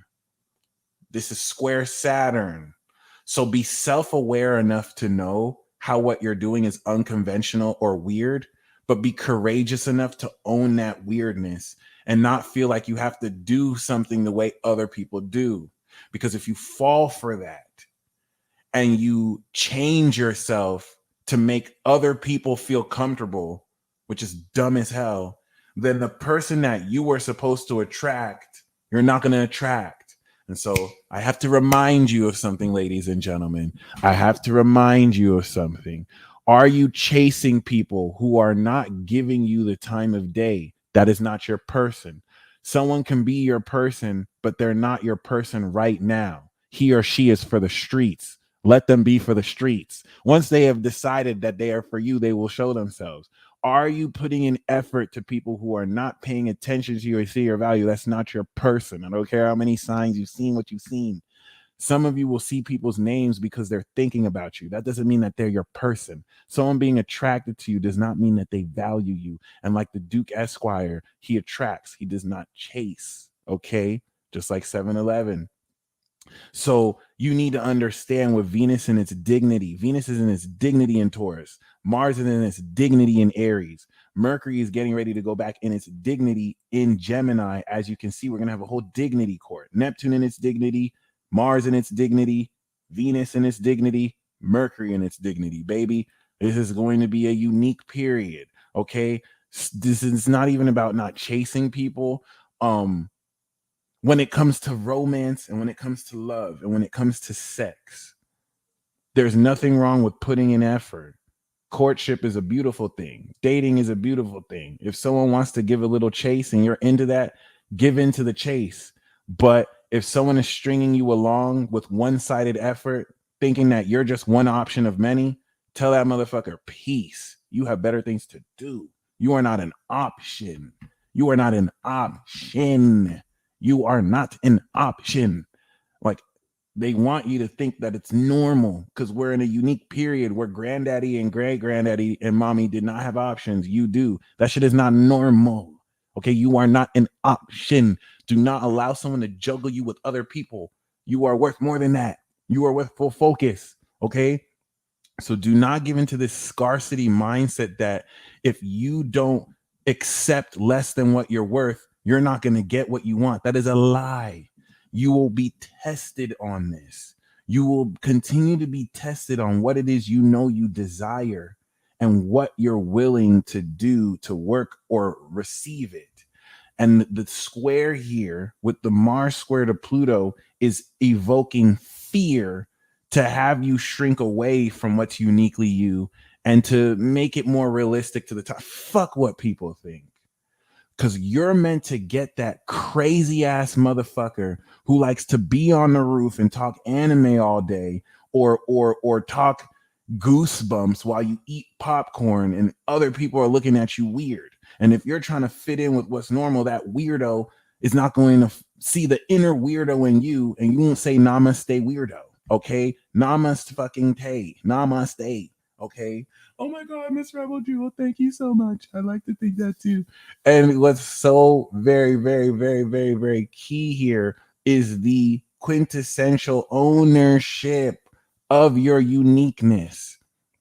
This is so key. There's some shit that you like that will make people throw up, but for the right person for you, They complement and complete you. It doesn't even have to be like that too. Some of you can connect with people outside your comfort zone who are diametrically opposite to you and hate the stuff that you love, and vice versa, but you're better together because of it. And you learn to love what each other's dislikes. So it's so many different variables, but oh yes. But the constant for everyone is that we're all activating individual power, and the way we're fueling it through, right? The individual power of Aries is manifesting value in Taurus, which is producing a magical, enlightened effect. So as we close the transit off, the first part of this transit is Gemini season, and the last part of this transit is Cancer season. So I want you to look at the beginning of Cancer season when the moon revisits Mars. Okay. As you can see, the moon is on Mars right now as it's just entering, and we're just entering Gemini season. By the time the moon revisits Mars, we're in Cancer season. Mars is getting ready to square Pluto and sextile Saturn. So the last thing that I need to say about this aspect, the square to Pluto is a test to take the generation of this individual power and to break through the collective pressure to conform to traditional norms. You can either move towards Uranus of weird innovation, or you can conform because you're afraid of what old people think about you and the collective. And it's been proven, like, groupthink is so disgusting and when not utilized properly, right? So like it would just suck to see so many people snuff their uniqueness because of a mainstream narrative where a lot of the stuff you're going to do is going to be unpopular. And you can't be afraid of being unpopular or having an unpopular opinion. That's going to be what inhibits you. If you inhibit this, you're stunting the progress of what's supposed to set off this whole Mars cycle and this whole Venus cycle. So if you're like me and you don't care how like I go at lengths to embarrass myself every day just so I don't get too much ego. Like I be talking to myself in public. I do a lot of goofy shit because people take themselves so seriously. Now as a divine masculine, I have to remind people that you can be goofy and still be a male. Like you don't have to be machismo and hyper masculine to be a man. You can make fun of yourself. There's nothing wrong with being a little self-depreciating. So that being said, this is going to really test a whole lot of how you maintain integrity of the way you identify and activate your power. Heavy on the power activation. And so from Gemini to Cancer season, you're activating power. And it's important because dealing with these opinions, you will never get any truth or facts. You're just going to get what people feel. Like people will leverage how they feel. Be wary of people who leverage how they feel with no explanation behind it. These are narcissists. These are narcissists and manipulators. If I just tell you, I don't like what you're doing or you're weird, but I don't offer explanation or communication, then I'm not telling you anything true. I'm just leveraging how I feel so that I manipulate you to change what you're doing. If you're a weak little bitch, you will let me do that. If you respect yourself, you will tell my bitch ass to shut up. And you will basically be like, mind your business, bitch. Thank you. That's it. And people can act like you're overreacting, but it's more important to maintain your boundaries and respect yourself. Okay? Because that's all people don't have that power anymore. There was a lot of power back then. It's transferred. Energy cannot be created or destroyed. It's transferred to the individual. In 17 years, this is going to transfer back to the social norms. And the new generation will have created a new social life that honors the integration of our individuality. However, this is you breaking free from the norm. And the purpose of the Saturn square is so that anything that you're innovating, I don't want Saturn to be the bad guy here. The purpose of Saturn is if what you're innovating is not in integrity, then you need the collective social collective to put you in check. You need a bunch of people to put you in check. If you're innovating something that's stealing from people, you need that mainstream collective to put you in check and expose you. But what's happening is you're being authentic and it's going against opinions and false narratives. And so you're being punished for not adhering to false narratives. This is where forget the narratives and do you. Okay, because the Cancer season shift, Mars and Aries through Gemini and Cancer season is activating individual power as your spirit enlightens in Gemini and then applies this enlightenment to a synthesis of how individually you feel. You're going to be projected jabs and negativity, but because what you're being projected isn't true, even if you are frustrated with it, it's not having the intended effect. It's only going to irritate more the people projecting that, because they're, by projecting this, admitting that they're weaker than you. Someone who is stronger than you does not react emotionally to you. Forget any rhetoric behind it to say that it's not true. People who are stronger than you and have security in themselves do not react emotionally to you. They will allow you to be yourself while they're still them. They are secure. They are not going to get triggered by what you do. So the fact that someone gets triggered by what you do is proof that you have power over them. They have set power. They have set you as power over them because you are involuntarily triggering them. That's not your problem. This is all in their head. And so people, their words won't match their actions. If people are going to act like they're better than you, then why are they going to be so triggered? And this is where you don't have to really give into that. People just want your attention. A lot of this is unconsciously motivated. So don't give people what they want. Give people these hands with Mars and Aries.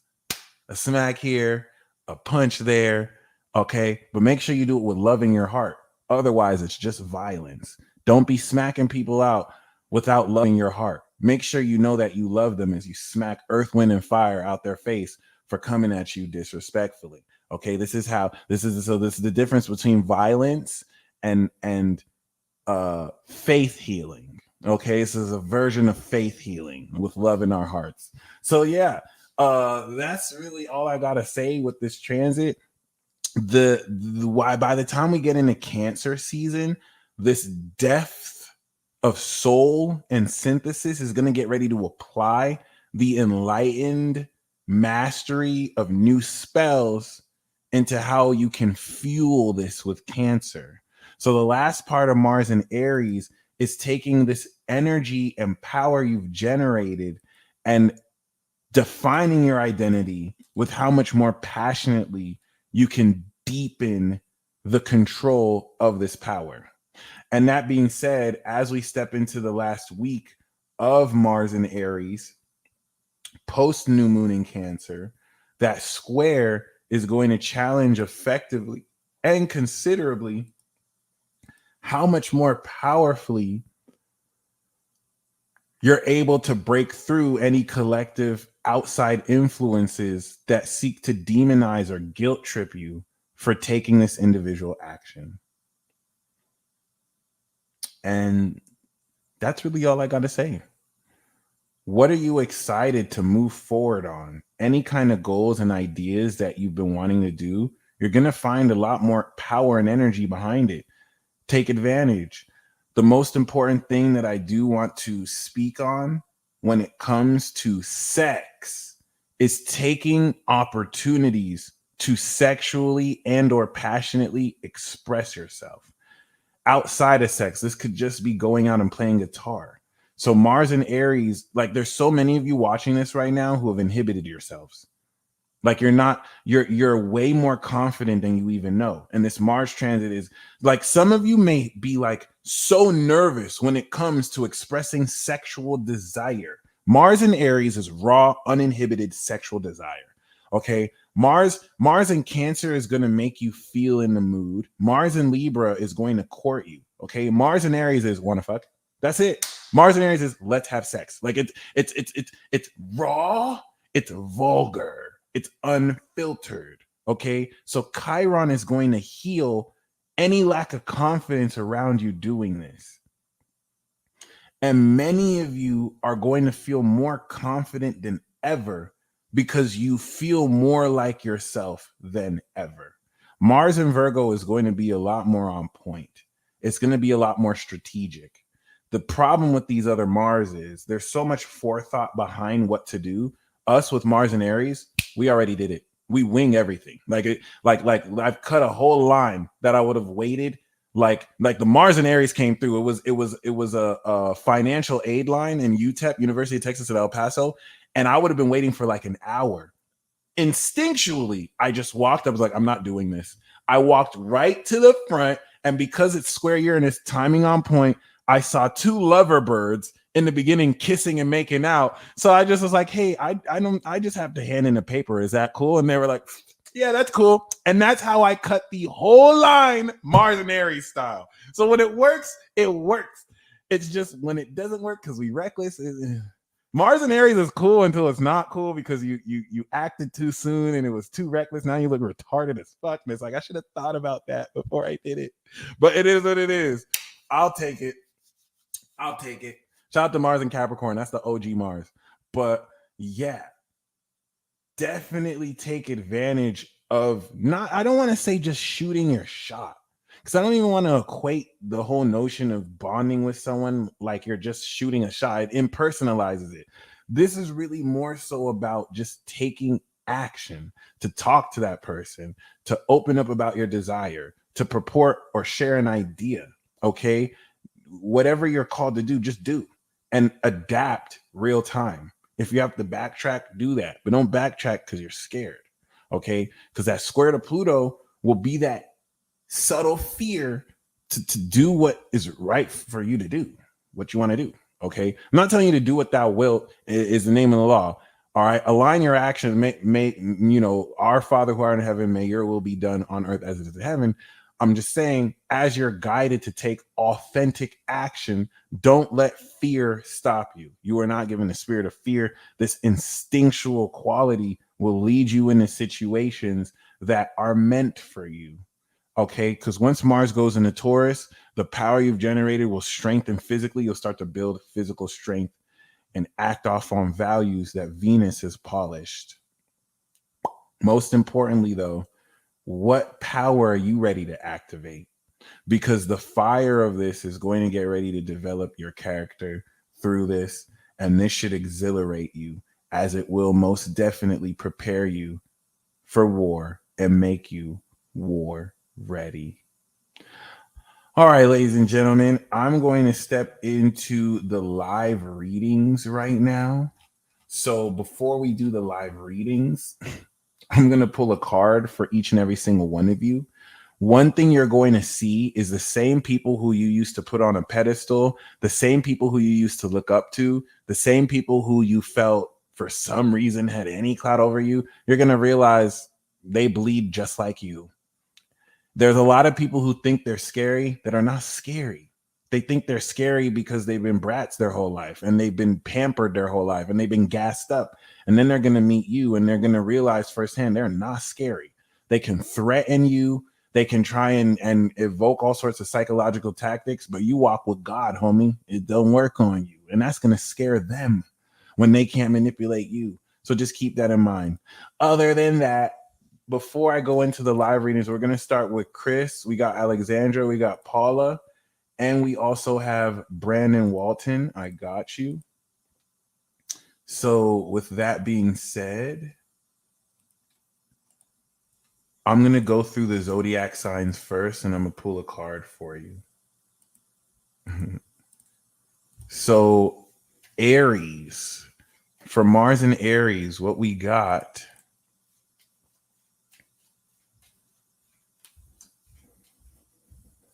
Mercury is trine Pluto today. Good looks. Very true. So for Aries, we have the 9 of Wands, which is speaking of perseverance, okay? And being in a position to not back down. That's your ninja way. You don't back down. And you're going and you're using your own experience to help you gain so much more. This means that you've been through the storm and you're getting ready to complete a lot more success. But the message I'm getting is don't back down. As 7 of Wands, but this is more perseverance. This is not letting the elements weather you. You're weathering the elements. So Taurus, Aries, it's also saying to apply discernment and to keep the guard up, but only let it down for the pure-hearted. Taurus. For Mars and Aries, we do have the 8 of Swords.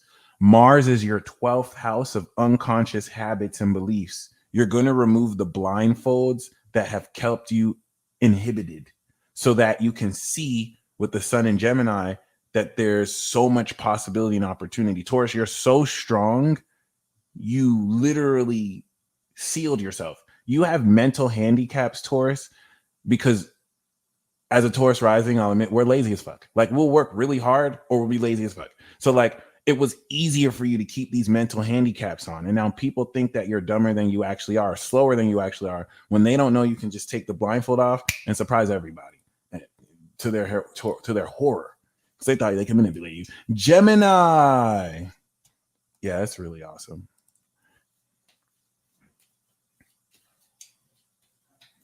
Gemini, we have of course, the 9 of Swords. Y'all just getting psychically attacked off the wazoo. So first of all, it's not in your head, Gemini. You're the spirit of truth. So this is you concluding this dark night of the soul and recognizing that most of these thoughts are not your thoughts, and that this is actually strengthening your mind. Okay, so normally this would say like journal or whatnot, but this is you on the verge of breakthrough, ending a difficult situation. But don't sleep, Gemini. Like you got people projecting literal demons at you, not knowing you an angel with the sword. Okay, so just keep that in mind. This Mars and Aries transit is going to help you overcome a lot of this anxiety, and it's going to change your relationship with how to deal with this. So Taurus, yours looks dark. Aries, yours looks reserved. Gemini, yours looks dark. But this is actually good. This is what you're overcoming through this transit to really deal with once and for all.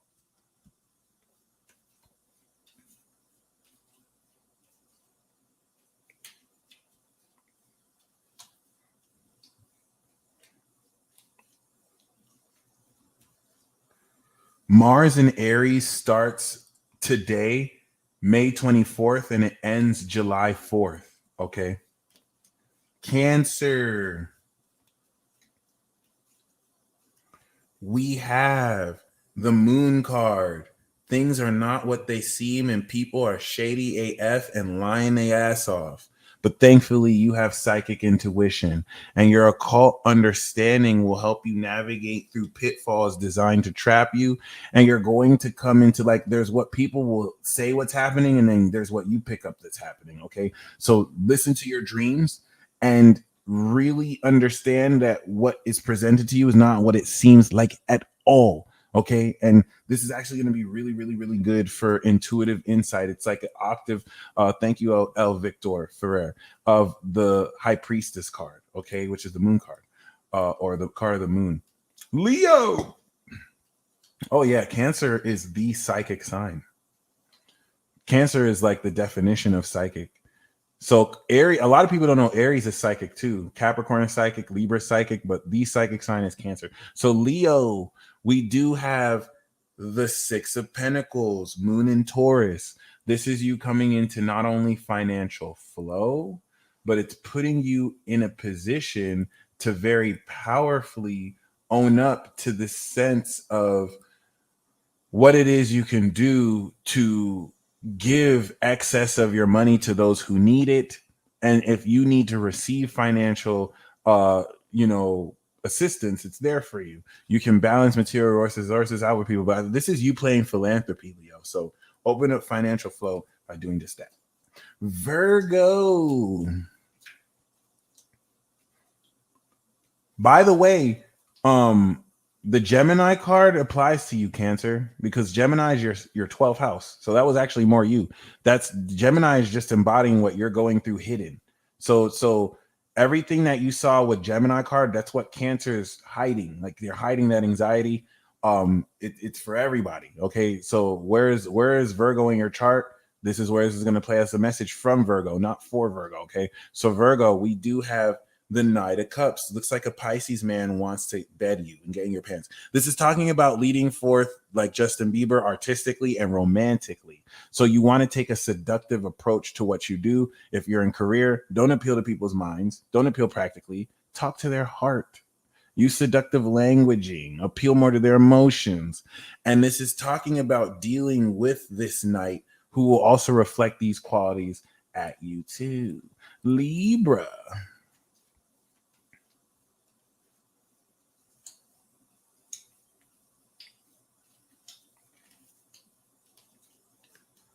Libra, we have the Eight of Swords. We have exactly what we got for Taurus.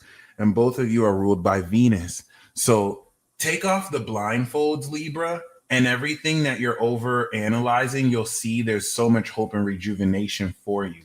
The Eight of Swords wants you to change your life by changing the limiting beliefs and thoughts that you have put to handicap your mind. I don't even get the sense. I don't even think you believe in those limiting beliefs. You're just using them to hold you back. And so let this period through your relationships with others show you where those limiting beliefs are and just remove that blindfold. It's not as simple as just removing it. Just each of these thoughts, just change them. Okay. Because in Taurus and Libra's case, these are just limiting thoughts that are blinding you from the truth. Scorpio.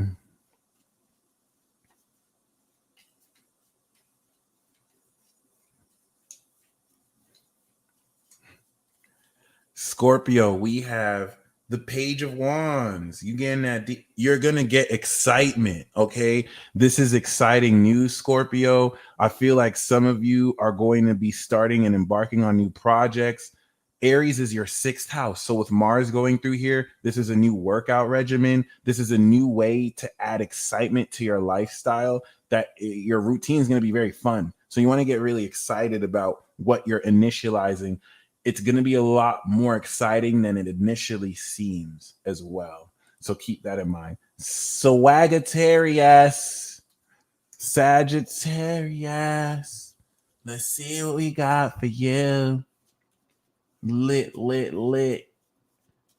The lyrical goddess. We have Gemini rushing towards you. So Sag, looks like a Gemini is going to try and get in your pants. I mean, it looks like you're going to have a message of truth just beam towards you. So whereas Virgo, I love that Virgo got their opposite sign and you got your opposite sign. So whereas Virgo is going to deal with maybe a lot more of a seductive approach, you want a more intellectual approach. Appeal to people's minds, not their emotions. But this is a Gemini or a Knight giving you a very important message, Sagittarius. Some of you may have to leap to the right conclusions, okay? This is you moving very fast and coming into insight very fast as well. So I wonder how that's going to play out for you. Capricorn.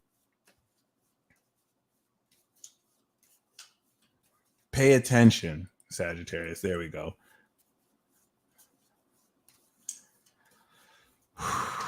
Capricorn. We have the star card. Look at you. You actually got everyone else's cards. This is a little iffy. I'm sorry. But Capricorn, actually, this came with the King of Cups. So there's a soulmate alert.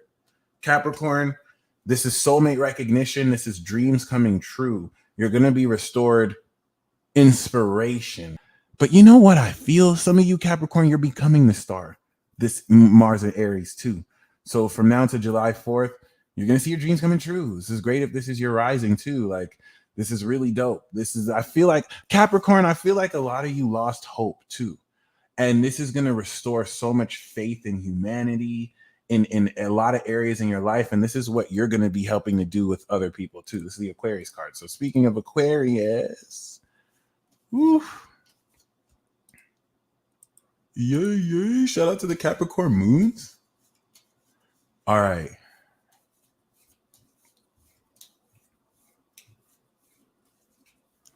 Aquarius, we have, Oh, thank Jesus. All right, we need to talk.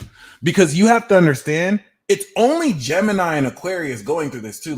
Gemini is just an octave of what Aquarius is going through this. So the fact that Gemini and Aquarius got the same card, and then Libra and Taurus got the same card, we need to talk. First of all, All the air signs got the 8 and 9. Air signs are under attack. I don't know what to say. Libra got the Pluto square. Aquarius has Saturn and the Uranus square. And Gemini has the Neptune square. So like y'all need to really treat like pray for your air signs. Listen, 9, 8, and 9 air signs are under attack. Like it's not anything new. It's really recurring. And that's because with the energy shifting, air signs are expressing the ideas, especially Aquarius. The knowledge that we come into the collective comes from the Aquarius channel. So it's very key that Gemini and Aquarius both got the 9 of swords. A lot of you air signs are not being honest about how psychically attacked you're being. You're letting false narratives and fake science make you think it's all in your head. It's in your head. Your head is just processing the non-material metaphysical aspects of what's happening. And because you're an air sign and your spirit is in the mental space, you're picking up on a lot of these things.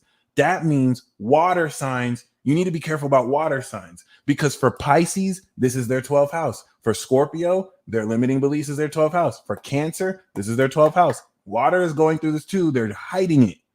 They don't want to burden you with their anxiety. So a lot of people don't know that Aquarius is getting buku psychically attacked. Look at Megan Thee Stallion right now and news that's coming out of her. She has a lot of negative projection towards her. And that's not to take her side or not take her side. Just objectively speaking, every single air sign is going through a lot of mental pressure because you're breaking through. This is a lot of y'all dark night of the soul. This is very, very, very, very, very key here, okay? It's just at the Gemini level where Gemini is hacking and slashing with the sword. Aquarius, you're dealing with a whole collective's worth of projection. Y'all are the strongest zodiac sign. You're going to be okay. It's just, I think a lot of you need to accept that this is not just in your head. A lot of you, look at you. A lot of you have your head in your hands. You think this is all just in your head. You know it's not just in your head. But you know, if you were to tell other people, they're going to look at you like you're crazy. That's your fault for trying to find someone who's not on your level to understand what you're going through. You have to respect and honor that you are 100% in the know of what's occurring. Okay? So really keep that in mind, because this is what's going to help you resolve that anxiety. Let go and let God. Okay? But you don't want to look at this as anything bad. This is just more so or less the current energy, which means you're on the verge of breakthrough. And the reason why Gemini and Libra and Aqua, you're going through this mental pressure is because you're breaking free of the collective norms. You're communicating information that dark forces don't want you to hear. Let's take it to another level. If you're an air sign and you feel like you're being targeted by the Illuminati, by a secret society, by covens, you are. You're probably saying things that should not be spoken. And now you're getting backlash for it. Like, this is really important. I'm not saying this for you to be afraid. You're an air sign. You Gucci. I'm just saying, you know, war ready. War ready. All right. And finally, Pisces.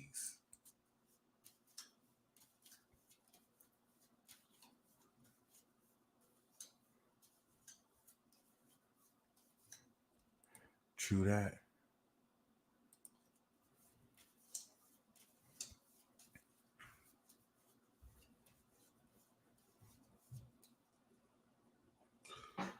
Pisces, we have the same card we got for Virgo, you. So whereas Virgo is going to be dealing with you, this is you in your affinity. Just get your Justin Bieber on, okay? You definitely want to express your divinity through your panty grabbing. Through your seductive and divine ways. Some of you are whole sirens out here, but what's very important is that you're going to tap in more to your essence. And this is going to have you really utilize your natural attributes. Neptune is still in your sign. So this is pretty much verbatim what we got for Virgo. You know what I'm saying? Like, it's just where Virgo is going to be dealing with this influence. You are this influence. So that's beautiful. And then the collective reading.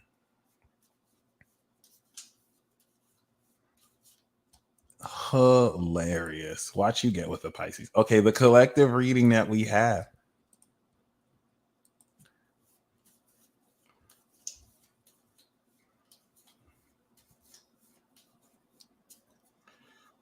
we have the Tower card. Wow. That just takes the cake. Do you know what the Tower card is in the tarot, guys? Mars. This is the card of Mars. And the collective reading that I got for you in a Mars and Aries transit, we got Mars. This lightning strike is enlightenment.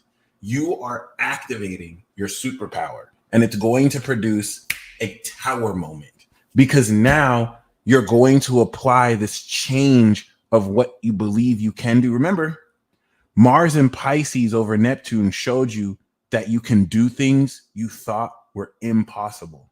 Now it's in Aries, you're going to be doing them. So we're all going to come into a tower moment, collectively, socially, and individually. Individually, this is you activating your superpower. And just like Peter Parker getting bit by a spider that produced the tower moment for him, you're activating power that's going to enlighten and change the game for you.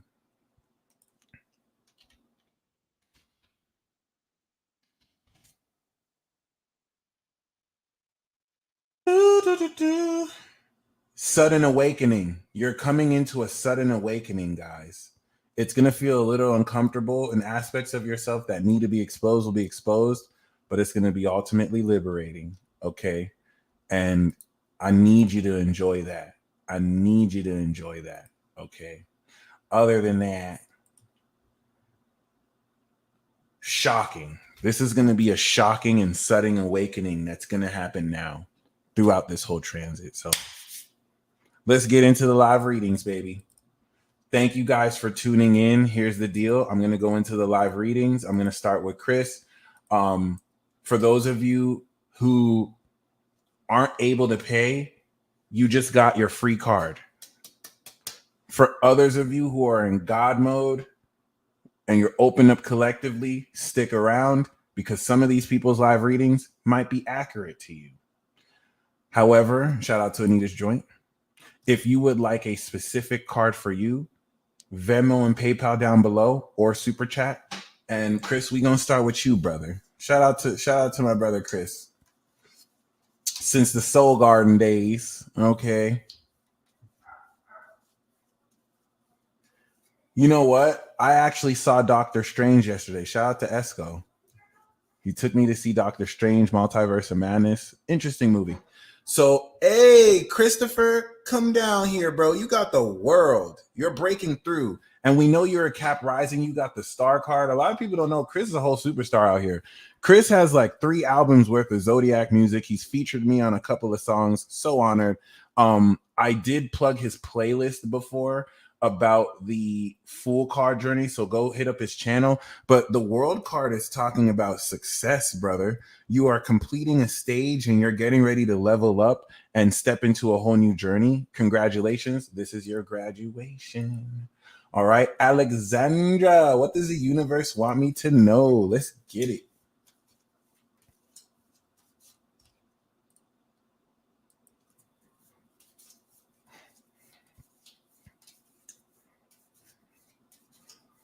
So we do have, of course, as an underlying theme, the 5 of Cups. There's certain disappointments. All right, Alexandra, you need to tell me if this resonates. Because as a Cap Moon, if it resonates for you, I feel like it's a message for me too. 5 of Cups is talking about you're aware that there's certain disappointments. Maybe things you might have made mistakes of, or just certain expectations you've had that people just disappointed. Maybe your value not necessarily being recognized. The underlying theme is to let go of that which didn't work, because what's happening for you is you leveling up. Okay. It's not going to matter.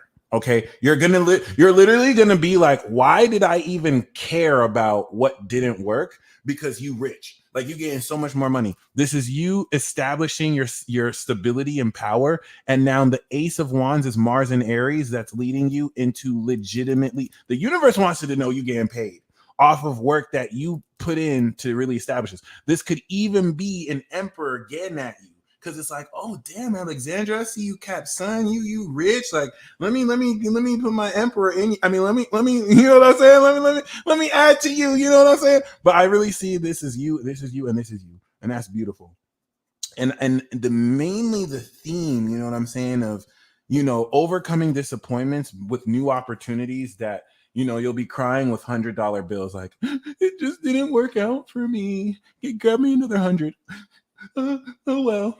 And you deserve it. Shout out to the cat, Virgo rising. There we go. Cancer moon. So Paula, how to navigate relationship with new coworker. I feel an urge to be honest and share all my psychic insights about energy we share, but I barely know him and want to let things flow. Paula, that's really wise. You're going to be burning with desire to say certain things. Say it, but don't say everything. Pace it out. You'll know exactly when to say what. You feel me? Right. She gonna be crying in her Ferrari, just chilling. So, Paula, really good question. We do have the 9 of Swords. So I'm not sure if you have any air sign energy. As an underlying theme, you're releasing anxiety. You could be picking up on his anxiety too, and that's what you're mirroring. But, ooh. Are you romantically involved with this coworker? This is crazy. I don't think you're romantically involved, but y'all, this is amazing. We got the Devil card, the 4 of Wands, and the 10 of Cups. This is sexual and spiritual. It doesn't have to apply romantically to your coworker, but y'all might become best friends. And if this is not about your coworker, this is about you, Paula. And you're overcoming anxiety. I feel like this is a message for Aquarius and Gemini. You're overcoming anxiety, but this is going to lead into fulfillment. Literally right now, this is the Venus and Aries that just passed, and you're coming into emotional fulfillment, Paula. This is like sex that turns into a family. Sex, marriage, happy family, right? This is that, because before babies were born, y'all bumped uglies. Then you moved in together. Then you had a family. That's so beautiful. And you don't even see it happening because there's so much like blockages mentally. So I don't even think this was talking about y'all relationship. I'm gonna just be real. If it is talking about your relationship, even if it's platonic, it's going to be like so fulfilling. You're going to be able to talk about the most darkest stuff together and share your anxiety. But Paula, I think this also applies to your regular life, and you're about to be fulfilled, my friend, especially if this is romantically based. That is so lovely. I totally agree. It's super lovely. Okay.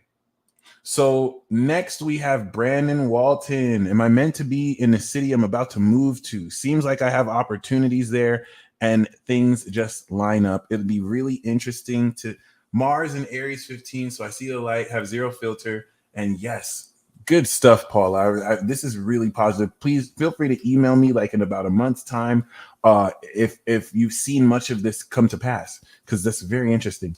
It would be nice to see the astrocartography, Brandon, of Greensboro, and to see what lines go through there. We do have the 6 of Swords. So, yep, 6 of Swords means you're sailing towards a positive future going through here. 6 of Swords is actually, it doesn't speak about you being meant to be there, but it does speak to it being a good look. You going to Greensboro is psychologically distancing you from old, issues, and it's going to sail you towards a positive future. So it is a good look. Where there'll be more opportunities, problem solving, you'll be able to communicate miscommunications with previous people. Now you're in a different area as well.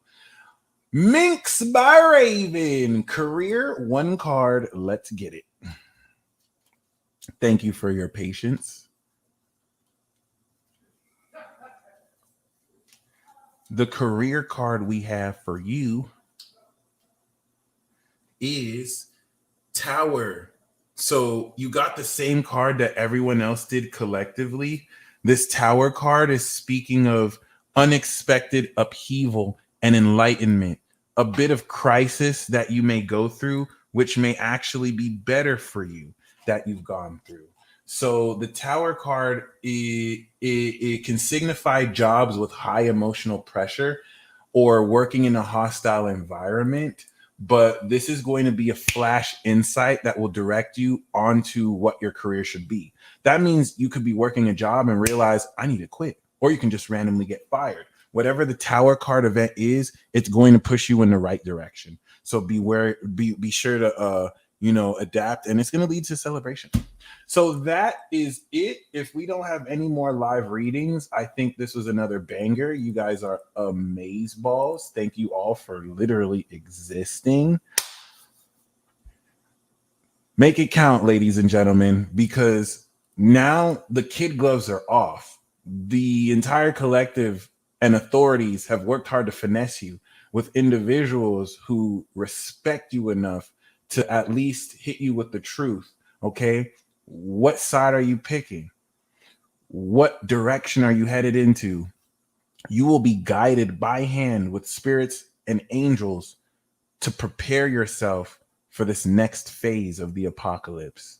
And as you look out in your news media of more heinous and atrocious crimes committed, don't let that distract you. Let that embolden you so you can be the change that you want to see. And we can show these children out here that there's some real life leaders who don't give in to the BS or the collective manipulation. You stay blessed as always.